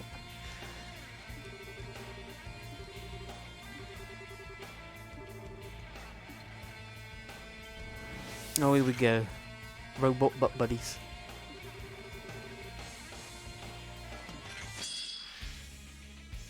This fucking... What is this? She's already getting a...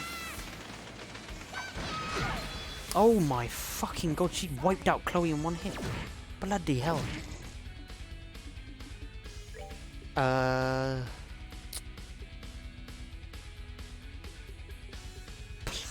hell. I have some celestial bombs. Oh shit. Bloody fucking hell. This was first turn. I need to save Estelle. I need to save Estelle. Oh, she's dead. She's dead next turn. She's fucking dead. Bloody fucking hell, man. She's not playing.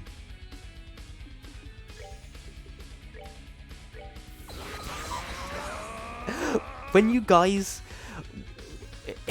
Immortal KG, when you said she was strong, I was not expecting this. I was not expecting her to first turn just fuck me up. Bloody hell, man. Let me get Chloe. Jeez Louise, man.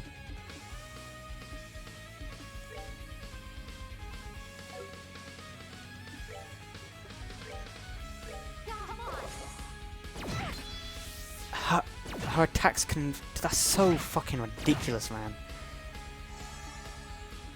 Jesus Christ. I suppose it makes sense, she has less health. I knew that was going to happen. I had two of my characters dead. You ain't kidding, man. That is... I can't imagine what that's like on Nightmare. I can't even begin to imagine. I suppose... True to her name. True to her fucking name. Certainly. Bloody hell, man. I can barely do anything.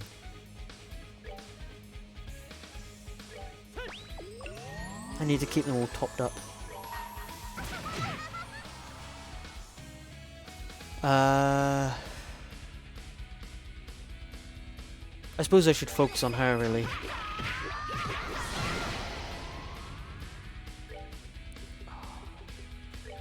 Bloody hell, man. There are accessories that can protect you from death blows. It's fine. So it's fine. Yeah, I think I have a couple of them. I don't know if I have them equipped though, but I guess I could.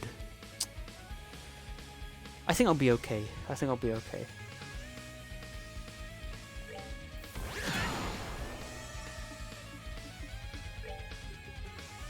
Bloody hell.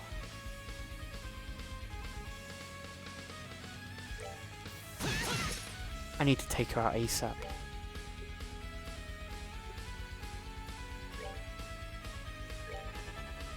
She's got a crit turn as well.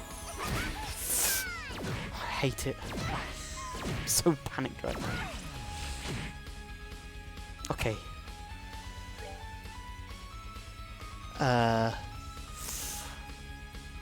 Okay, what do we do about this?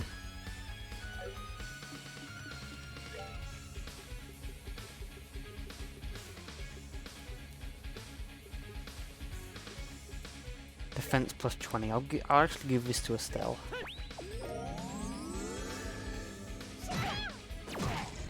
Oh my god, no, please do not. Fuck off! Fucking hell, are you shitting me? Fuck's sake, man.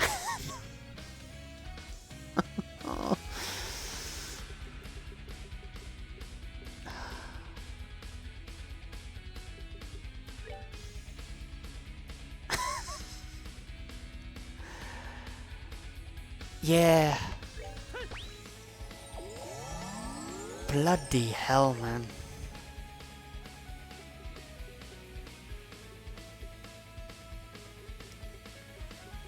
This is tough. I noticed what they've done here. They gave me like a super easy boss in Luciola, and then they just went balls to the walls with bloody Ren. As long as if I can get Joshua to get his S break, I think it's Black Fang. That would be useful here. That would be very useful here. Very useful.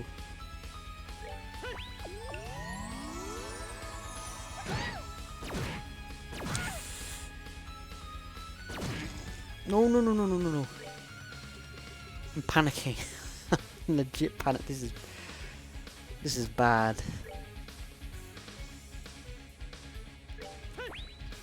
Okay. Bloody hell, man.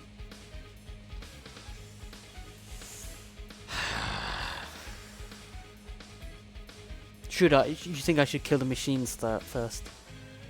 I thought when someone mentioned that she causes insta-death attacks that was her, but I guess they're the ones that do petrify, right?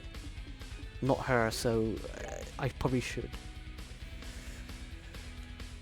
Bloody fucking hell, man.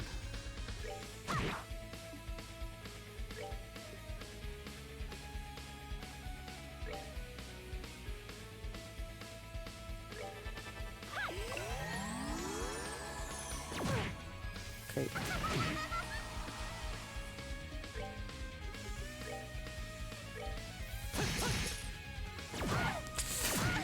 Yeah, okay, I see. Fuck. Okay, you know what? I'll die and restart. Yeah, fuck it, I'll die and restart.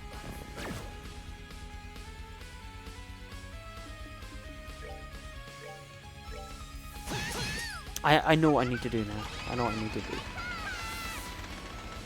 I thought it was Ren that did the instant attack hits.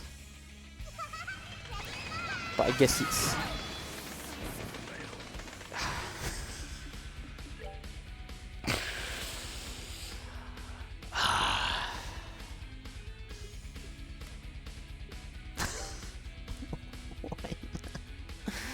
Why me, man? See, right... Are you kidding me? Are you fucking shitting me, man?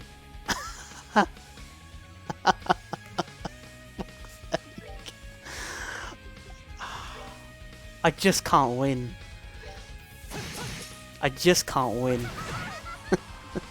Either they fuck me over at the start, or they fuck me over later. Jesus Christ, man.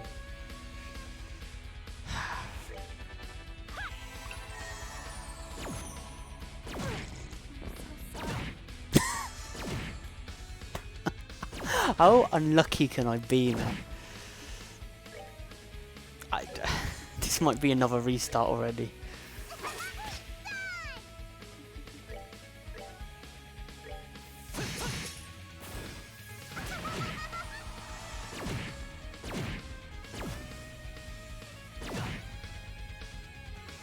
See, the issue is I should have saved. I don't know why I didn't fucking save for the boss fight.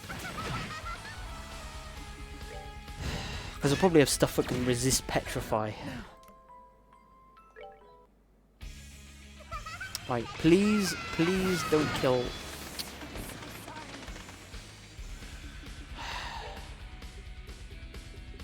Killing one is fine.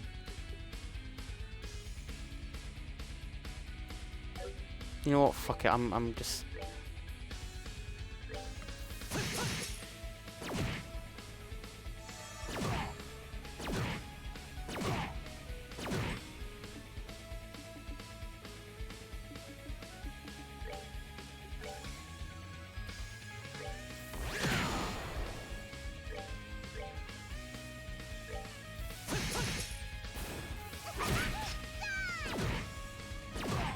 If I can keep these two alive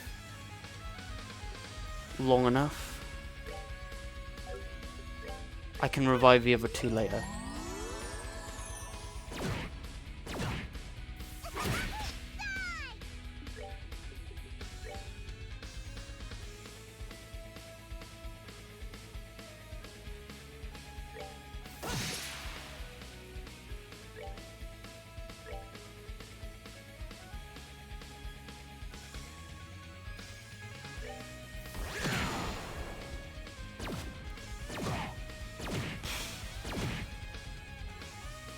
Yeah, I did get lucky though. I only had Chloe get knocked down.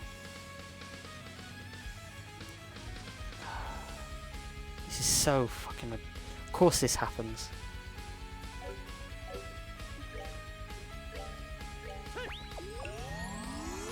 Just my luck. Okay, good, she missed.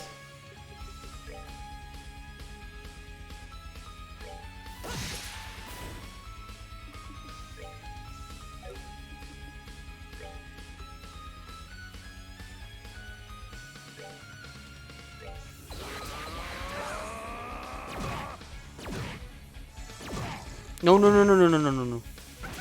Oh, fuck me. How am I going to get over... I can't get over to him. She knocked me all the way over this way. Fuck off. Fuck.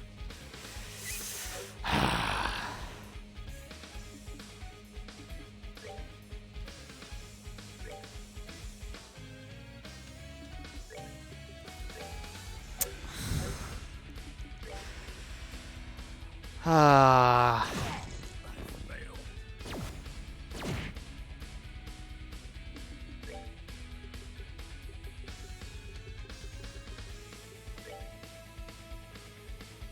Are you serious? He's still too far away. I think Joshua is immune to the thing, so that's something, at least.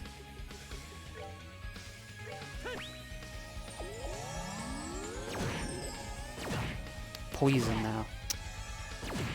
Make up your mind which status ailment you want to use.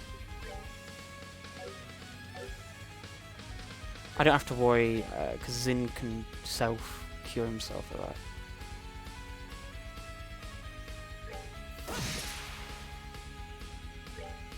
Okay, no he can't, because he hasn't got any CP. Bollocks.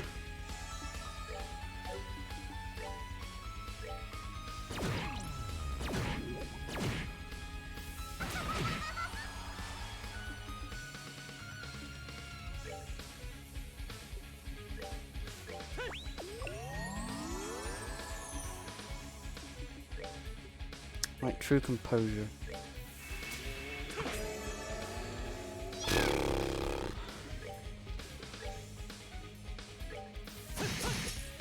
Okay, that's another one down. Oh, fuck off with your petrified bollocks, you cunt.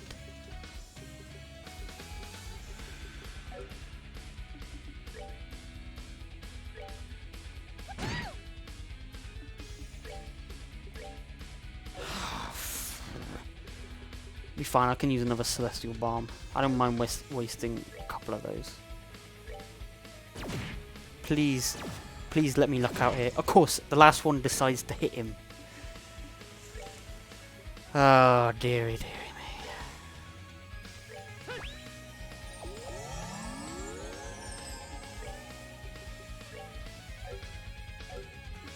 Once I wipe out these two, I'll revive... Sorry, these three, there's three of them.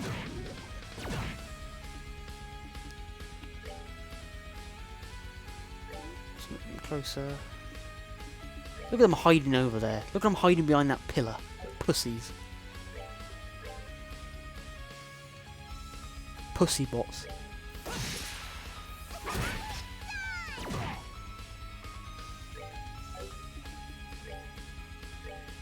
Playing bloody peekaboo.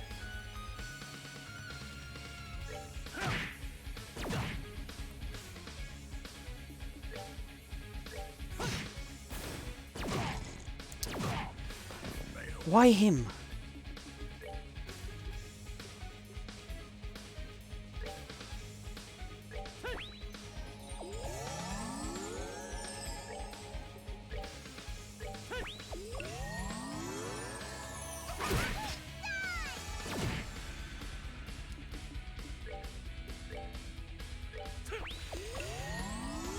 Okay.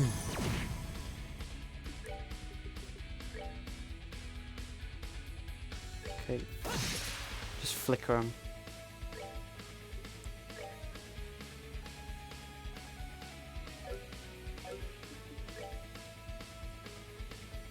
They just keep on running away.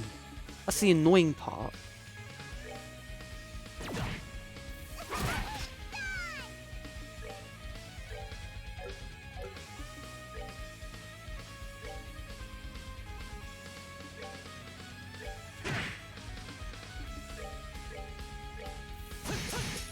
God, fuck these things, man. Fuck them. Yeah, go on, do that. Waste your turn. I'm gonna revert that.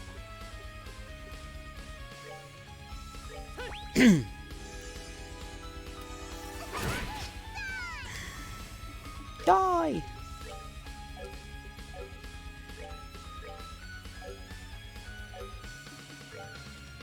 Fucking prick.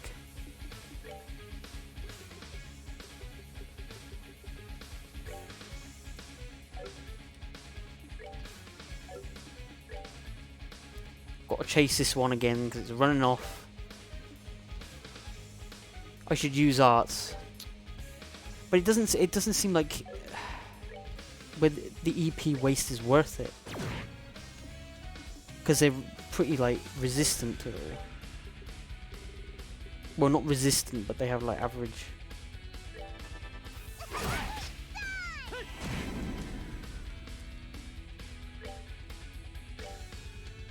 Seems like melee gets rid of them quicker.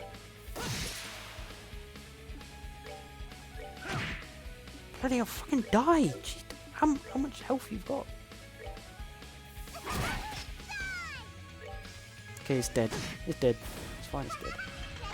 Oh my god.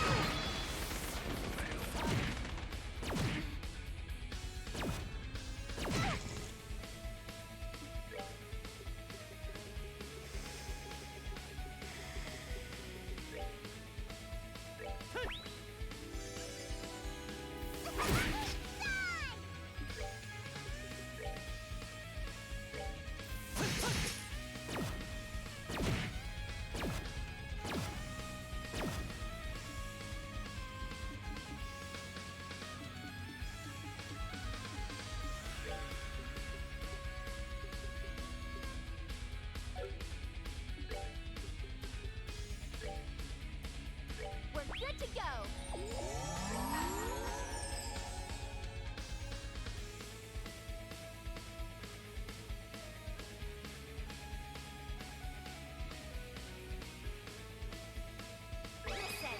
Right, TC Phil. I'm so annoyed. To put it in simple terms. Of course, miss.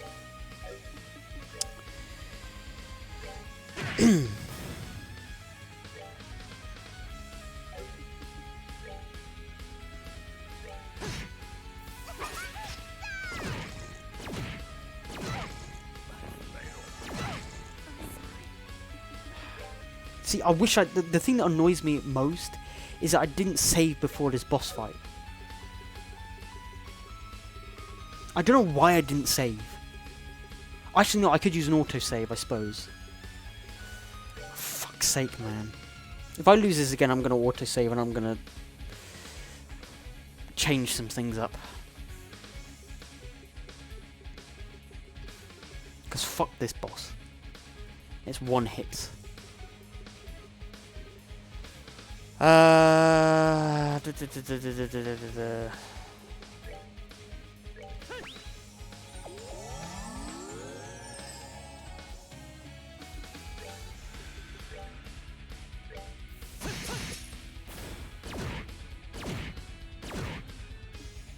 Okay.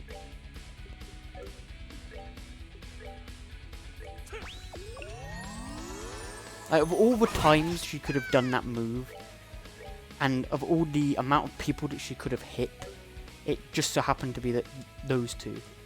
The last two I had. Typical. Typical JRPG fashion, that. That is JRPG at its finest. When it pulls a move like that.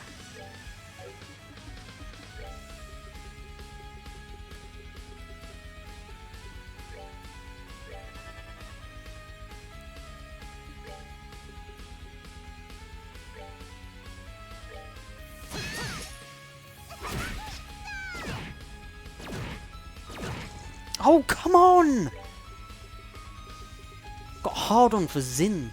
I know he's a hunk, but fucking leave him alone, man.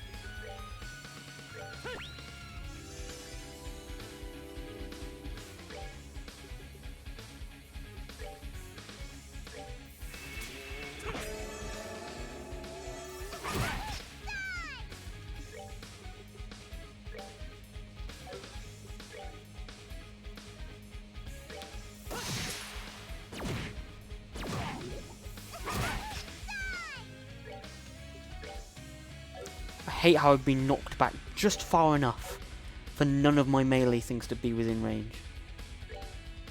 Fuck's sake, man. Jeez.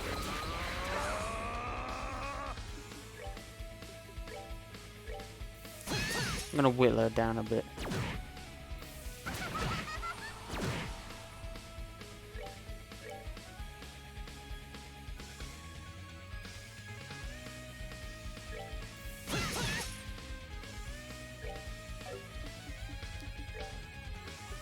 Right. Okay, so Titanic Roar is not gonna... Just do Blue Impact.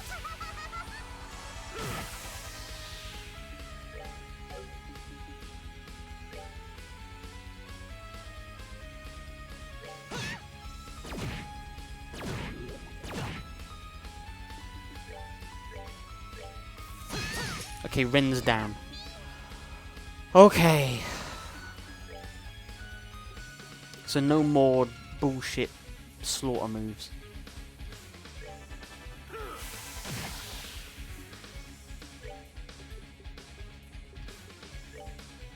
I'll do this and then True Composure's in. Because the good thing is that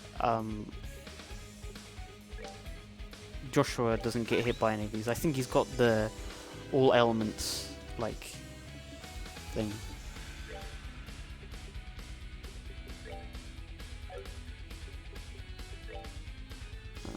No, because they're all gonna fuck you over.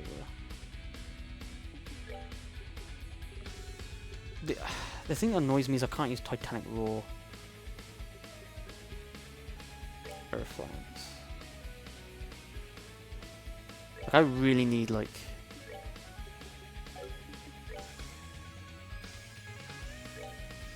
Because then they're not dying quick enough using arts, that's the issue. This is a crit turn, so I might as well actually just do that. Titanic Roar. You know, I'm just gonna hope they don't.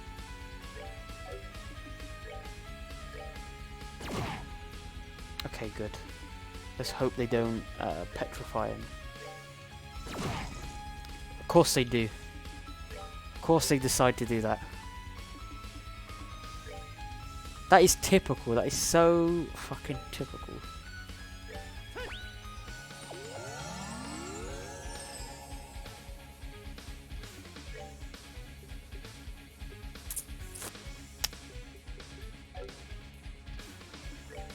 Oh well.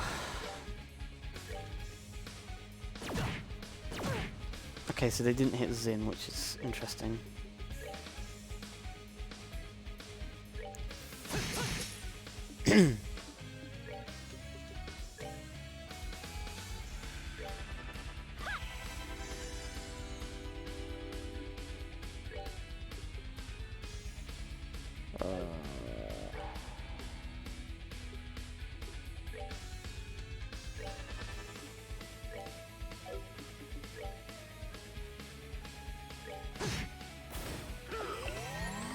Okay, I need to... Would you stop doing that? I need to revive... Estelle. Before I finish.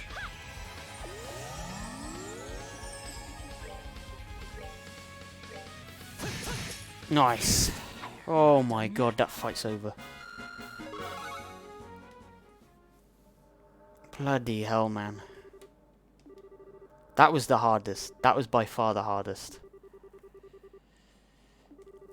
I can't imagine what that's like on Nightmare. I don't know how... If some of you guys have done that on Nightmare, I don't know how you did that. That would drive me balmy.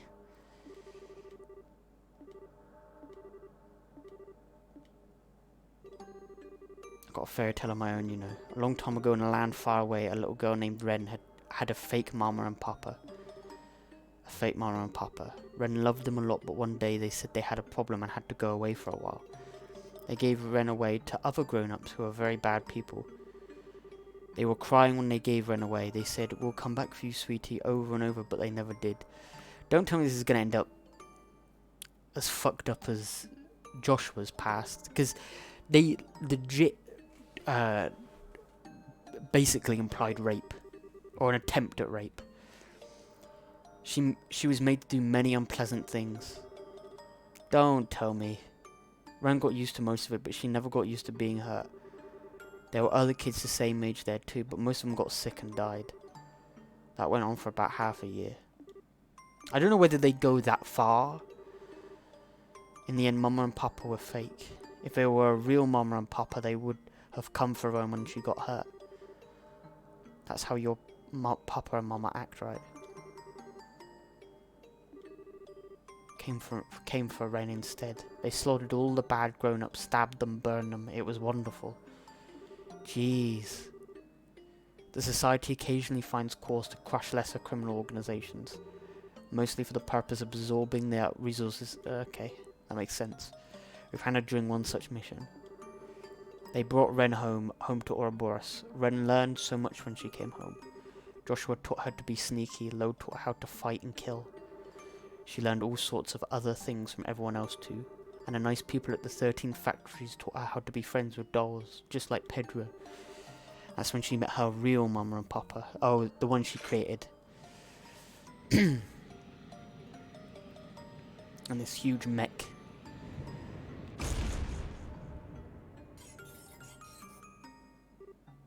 This Transformer, Optimus Prime.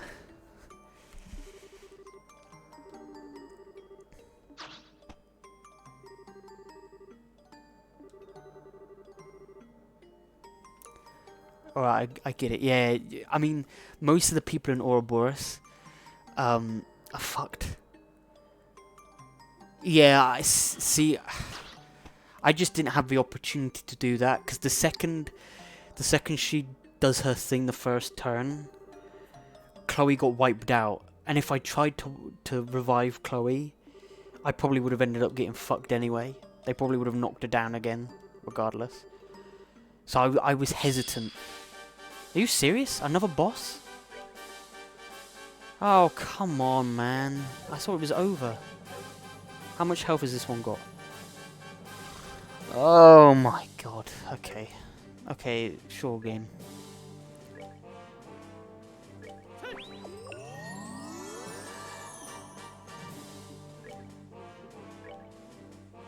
True Descend. Does Estelle have Earth Wall? We're getting some Baker Age. Oh, we already had it. We already had the Baker Age. Earthguard and Chloe. Fuck, she...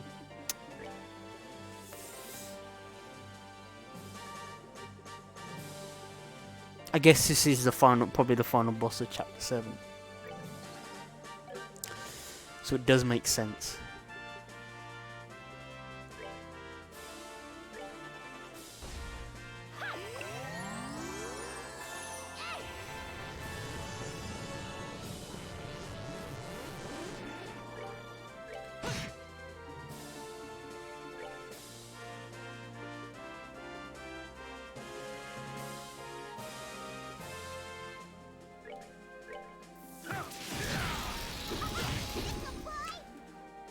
Oh boy.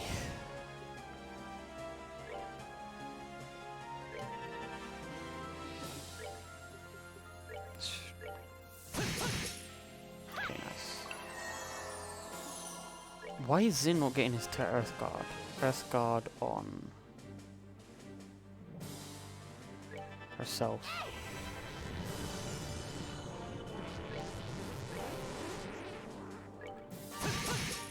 I could have. I could have.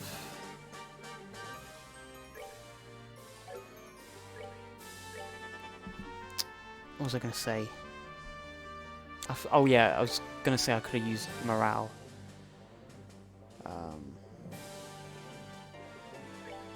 I don't think taunt's gonna work. Taunt doesn't usually work on boss fights for some reason.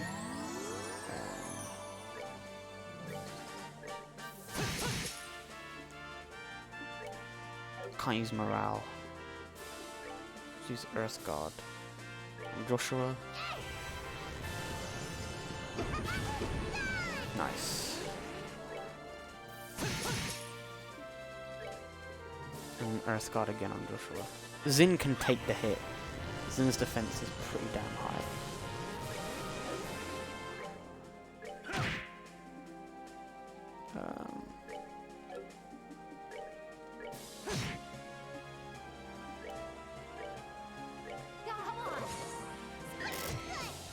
Okay, nice. Wasted a turn there.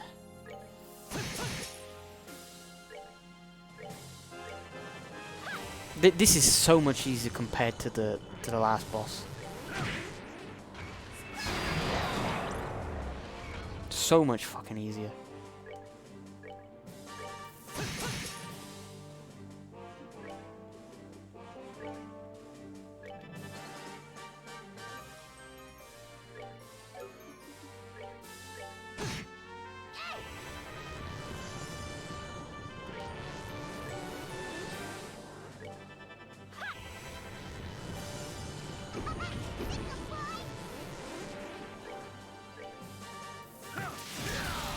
I'll miss. Come on, man.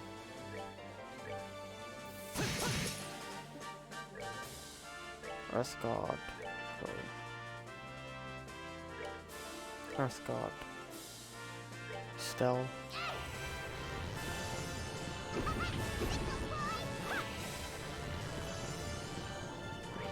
Because if I wasn't using Earth Guard, this fight would be harder. So, Earth Wall. I should actually use that. But then I wanted to use Thunderbolt Kick because he had a crit turn. It's nearly down anyway. How much HP has it got? 490.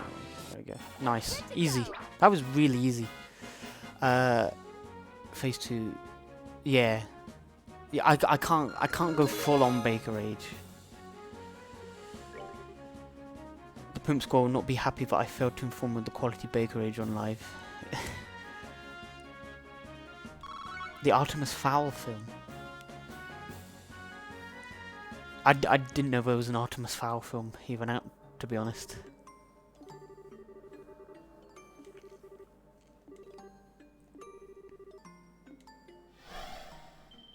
Nice.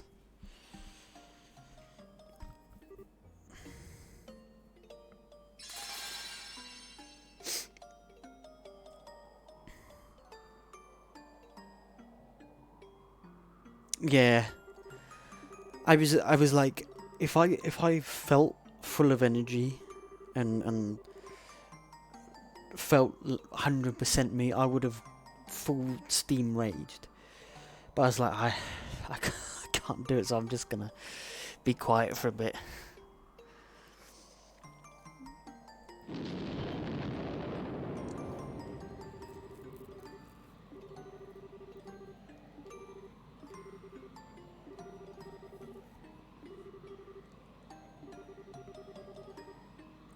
With the Aureole's hands. Huh? So the barriers were the hands.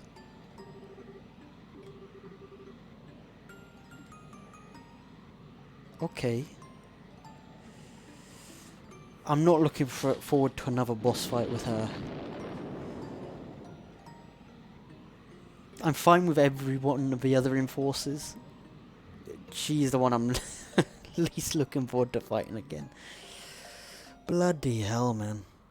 That was rough. That was really rough.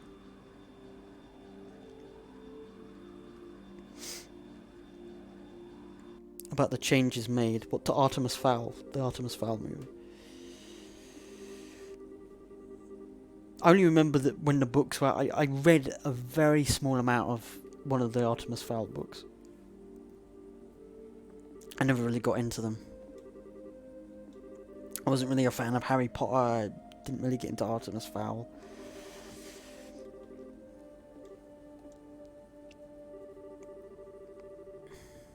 Just thinking I was all on the righteous horse about.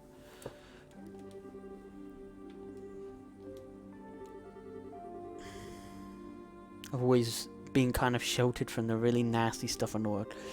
Yeah, tell that to reality. Tell that to our world. There's a bunch of people who are pretty sheltered.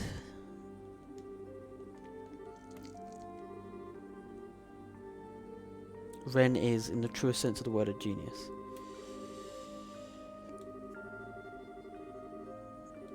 As far as I know, she was born with those abilities.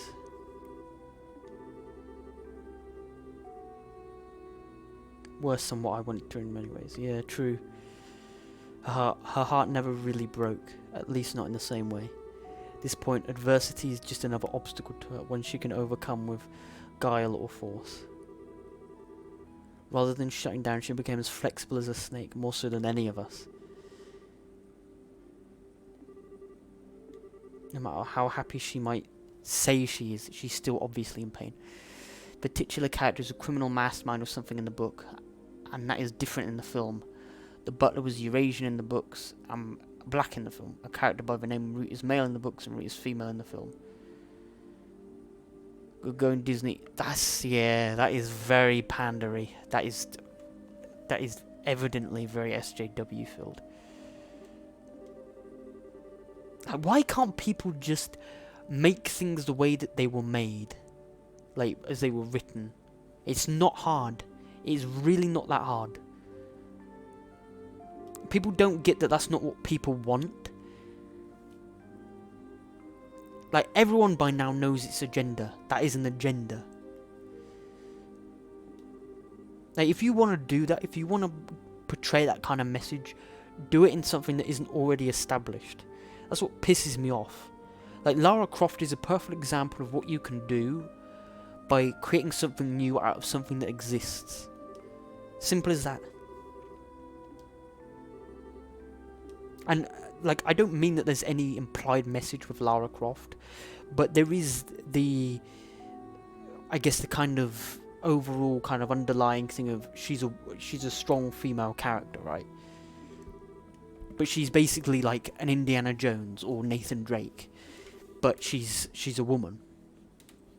Simple as that, and she's a good character, and the games are good. Simple as that. Simple as that. We can consult with General Bright as to what to do next.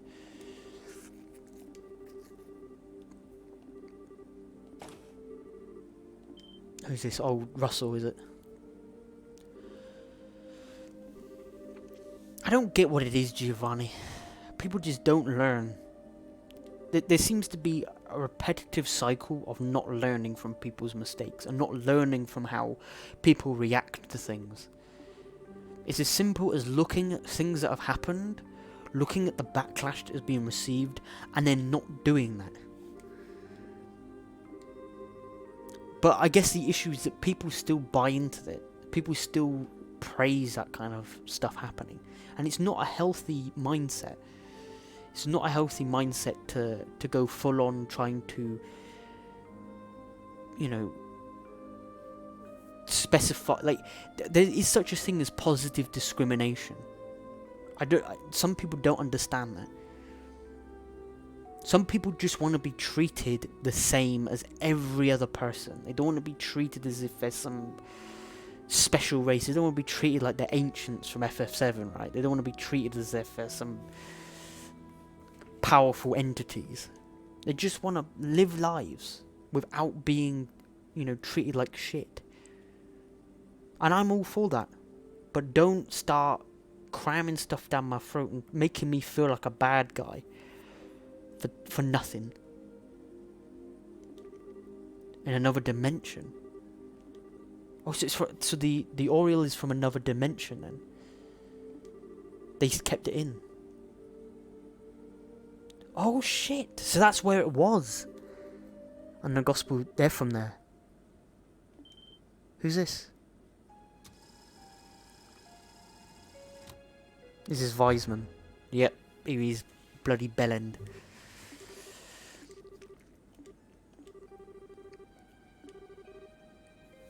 If there's one thing I'm glad I jumped off shit before it potentially got bad, is the Marvel Cinematic Universe. There are inklings of it. I don't feel it's that bad. I don't feel it's that bad in the MCU. There is some stuff in there that is a little bit like, even Captain Marvel. When I watched the movie, it wasn't that shoehorned in. But I feel that they could do it. They easily could. I'm gonna keep tabs on the MCU just because I feel I have invested so much time in it, but I feel it at least deserves some of my attention. But the second it starts going down the same path, like what they did with the, was it the New Defenders or whatever it was, Snowflake and Safe Space and Snowflake. Like, what is that, man? It's no surprise coming from a student of Epstein himself. Yeah, New Warriors, that's the one.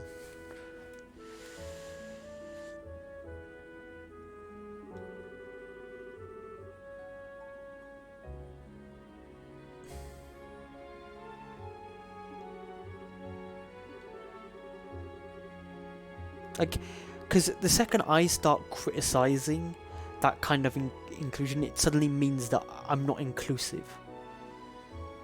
No, I just don't like established things being changed into ways to get a message across. Like, I don't like how little kids are now being given programs and adverts that say to them, like, hey, it's okay to be gay. And I'm sort of thinking, they're kids. They deserve to be kids. They can make those decisions when they're older, when they're a teenager, when they're at a stage in their life when they're able to experiment and look at things like that. I don't like it when people start pushing things on other people, like, hey, yeah, be gay. It's fine to be gay, and it is fine to be gay, but don't kind of push it onto people to kind of make them feel as if they have to be gay. But people say, oh no, I'm not forcing it on him. It's like, no, you're subliminally forcing people to be like that. Let people make up the decisions. If they want to be gay on their own, if they make that decision, that is their decision to make. There's plenty of people who are 60 years old who end up becoming gay. That's fine. They're able to make that decision. But a child? To say that? No, it's not genetical. It's what it is it's a formulation of things that the people see over the course of their lives. It's the same with anything. Like traumas, events. It's basically whatever you come across as you grow up, the world that you're brought into, the things that you see on the TV, the things your parents teach you, the things you talk about in school or wherever. Those are the things that make you start having opinions and start thinking about specific things. Like, for instance, if you grow up in a religious household to religious parents, you're more likely to grow up and be religious, like be part of a religion, because you've grown up around that. It's the same for a lot of other things. I don't think people are born gay. I don't think people are born in a specific way. I think they become what they are, what they grow into. That's what I believe. I don't think people are born on a specific path. Yeah, it's not true. It's not true. people make who they are. Like, I think controversial topic, I guess, to bring up on a stream. But I don't think rapists are born rapists. They become rapists. And it's a horrible crime. Like, I'm not going to say it's not a horrible crime, because it is. It's one of the worst crimes imaginable.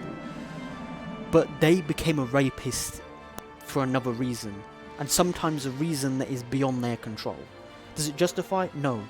But it's something I think people need to consider more than just the simplicity of he committed a crime that is terrible. Which it is. Like, no one disagrees with that, but maybe think why that happens. Because when you start realising it, then that's the key to stopping it and trying to find ways to prevent those kind of things from happening. Oh shit, the Aureole.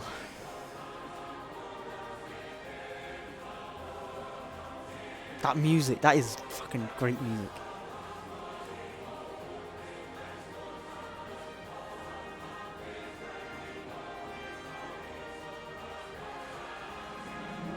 Bloody hell, what is this? The Aureole. Fucking hell.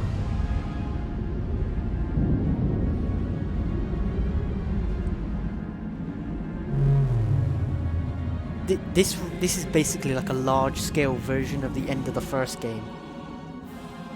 What the fuck?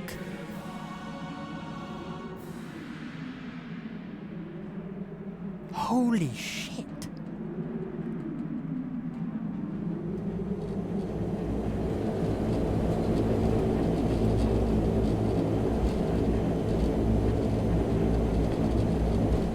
This game is a blueprint to end.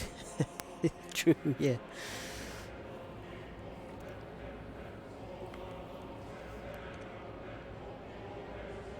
I think if this was happening in our real world, a lot of people would probably say, just let it happen.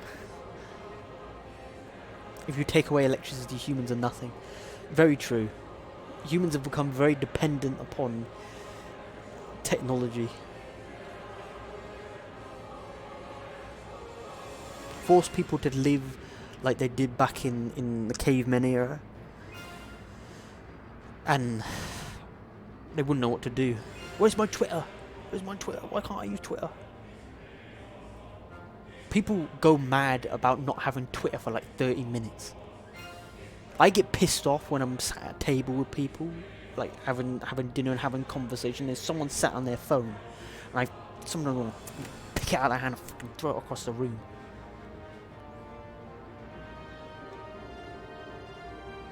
So we were forced to create replicas. Yeah, I think everyone needs to just take a step back sometimes from technology, from social medias. It's important for your own sanity. Like, I feel it's just as important to interact with other human beings, because we're social creatures and we need that. But sometimes it's important to just step away and be by yourself for a bit as well. And not be surrounded by all this stuff. These true gospels finally allowed the Aureole to remove the shackles that restricted its power. So here it is returned from the dark abyss in which it was sealed. So I guess this is one of Adios's artifacts, isn't it? So I guess it's capable of eliminating orbital energies, I suppose. To its final stage. Chapter 7, the end. So what I'm gonna do is I'm gonna do the start of chapter 8 on stream, and then end it just as I gain control, because I'm gonna do a majority of chapter 8 side content off stream. Yeah, I remember it was one of the Sept-Terrions, one of Adios's artifacts, because I remember them talking about it in the first game.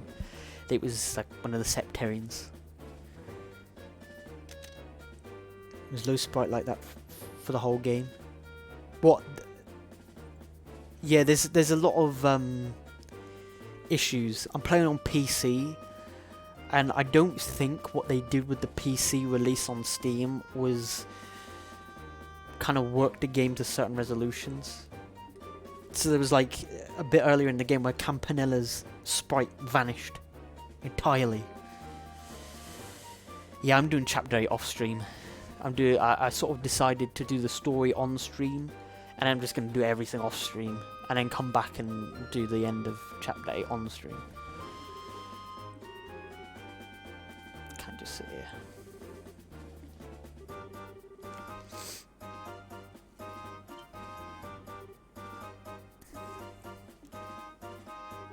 Oh yeah, here we go, the sky bands.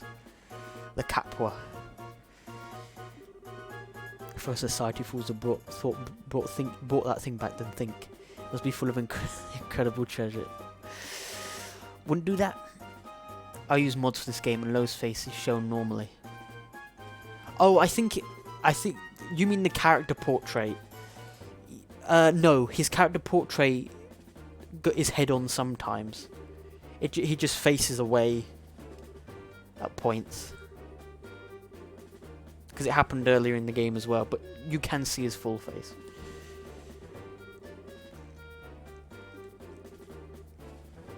Yeah, Josette. The radio's been silent for ages.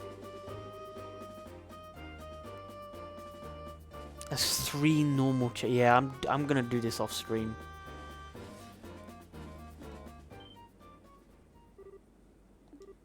But the thing is, for me, I like to do as much side content as I can. Like, I've heard about chapter 8. I've been told it's filled with a ton of side quests and filled with like a ton of optional content. So I've sort of said to myself, I do a majority of the side content off stream, and then come back when I've done most of it and do the story stuff, finish chapter 8, and then move on. I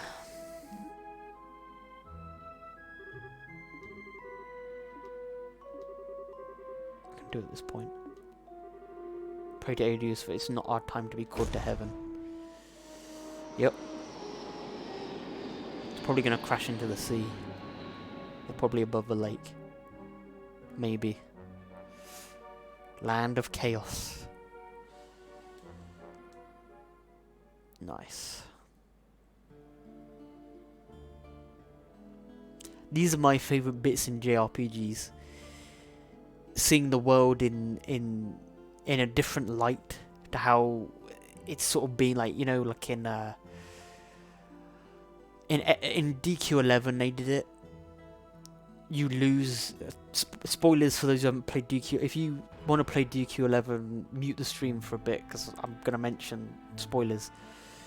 But in DQ11, there's that bit where like you fight the main villain and you lose, and then you see the world in like in the world post losing against the villain. Like, it's all dark and all fucking depressing.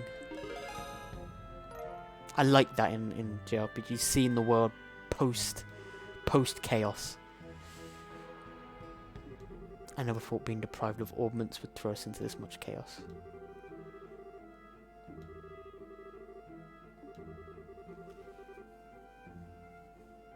DQ11 is very old school. It's very good. It's a very good JRPG, but it's very old school, and some people struggle with that. It's basically like DQ is a very traditional JRPG anyway. It follows very traditional sort of formats, and it is hard as nails at times. But it is a very good game. I do recommend DQ11.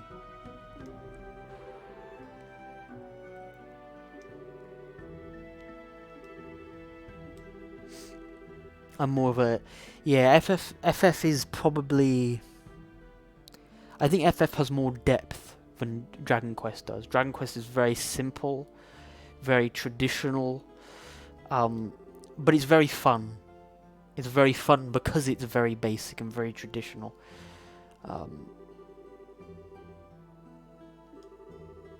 But I do recommend DQ11.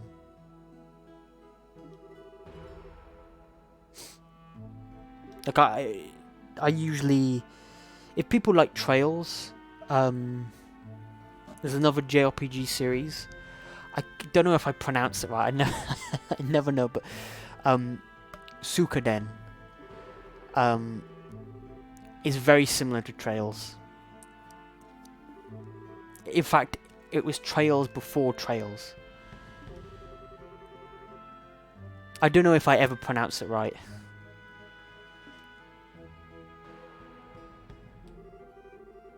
Japan has like a tendency to just name things really in a complicated way.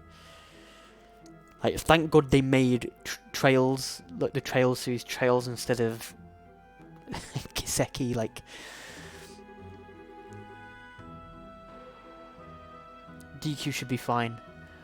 I mean, DQ is simple, like very simple, in terms of traditional JRPG. I'd say that Trails 1 has more in-depth stuff and is a little less traditional than DQ11 is. DQ11 is very traditional, but it's similar to Final Fantasy in the whole kind of line up, take your turns.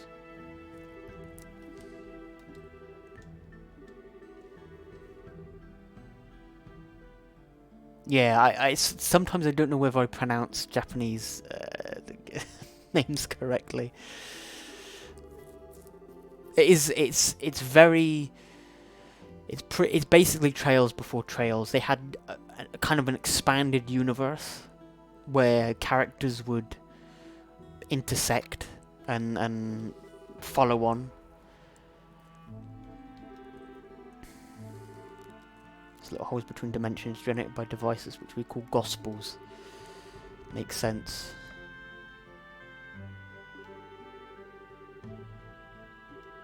Enough to engulf the entirety of Liberal and even beyond our borders, I'd imagine.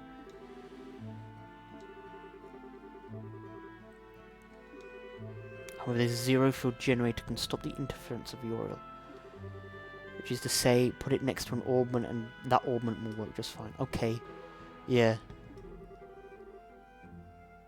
Well, Garte has a similar thing. The area this prototype can protect is limited. It can shield at most an orbment you could carry in 2 hands. Shit. Tales of Vesperia. I find it unacceptable you have to hold R2 in order to move in 3D combat. Yeah, honestly, the Tales games there's really good Tales games. Vesperia is a good Tales game.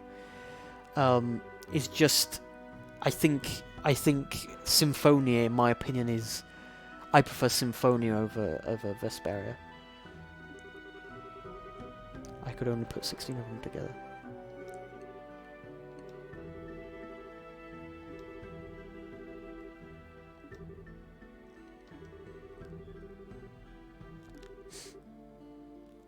I don't like the current Tales games. The current Tales games are too edgy.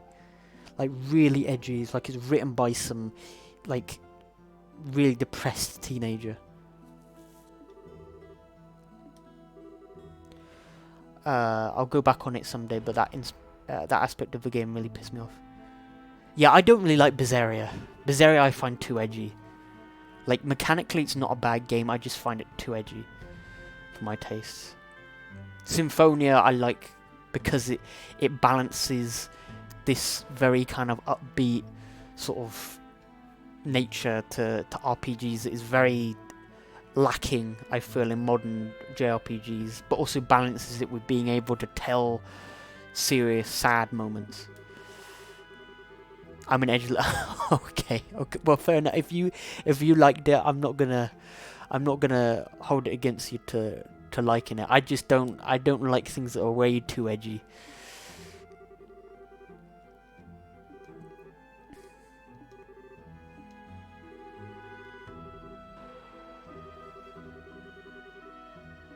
Yeah, we should restore. Okay, so I guess we're gonna be trying to restore communication lines across the country.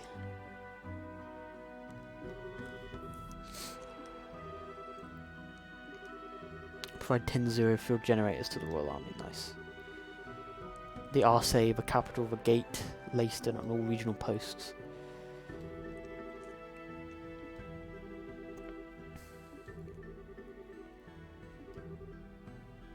Okay, nice.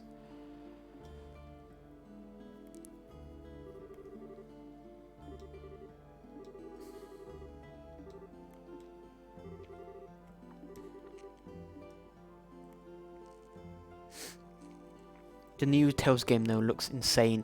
It does look really good.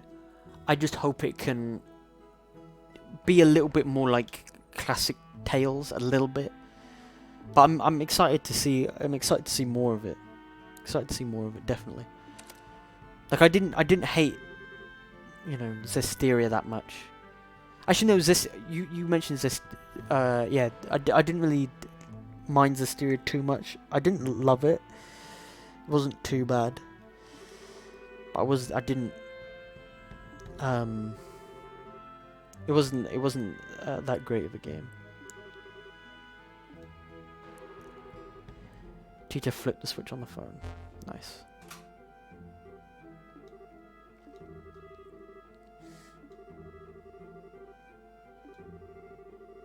Yeah, Zestiria, if you liked Berseria, you'll probably like Zestiria, I think.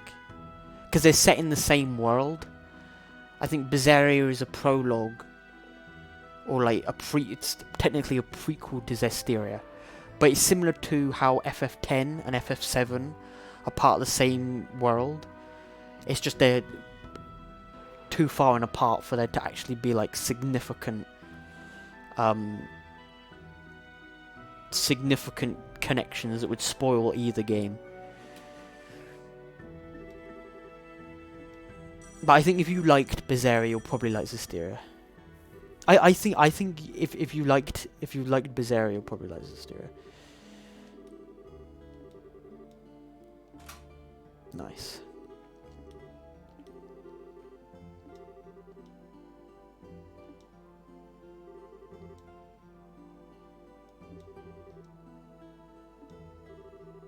Both headed to Grant's or at dawn with Captain Schwartz. Chloe said she wanted to talk to the Queen, and Kevin said, okay, that makes sense. Oh yeah, because she said... Yeah.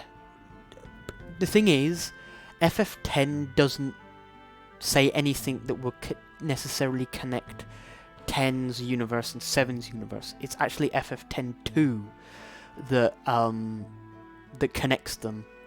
Because it turns out that FF10 is like thousands upon thousands of years before 7.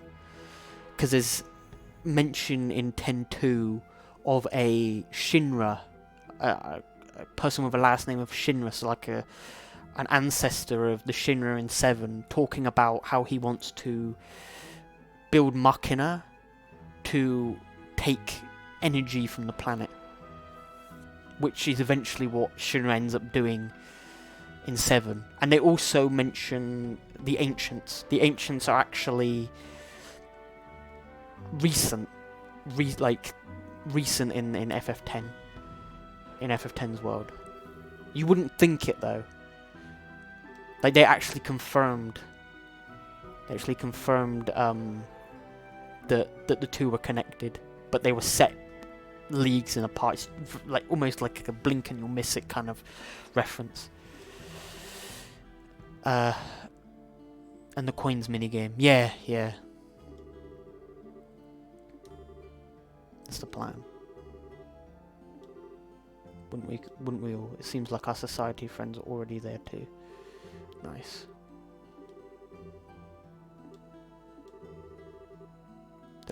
There's little point in flogging ourselves over it. Nice. Right now we must focus on what can be done.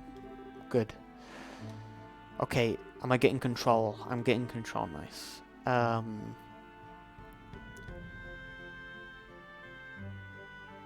Let's take these two. Because Tita can heal. She has good heals. That's right. Okay, nice.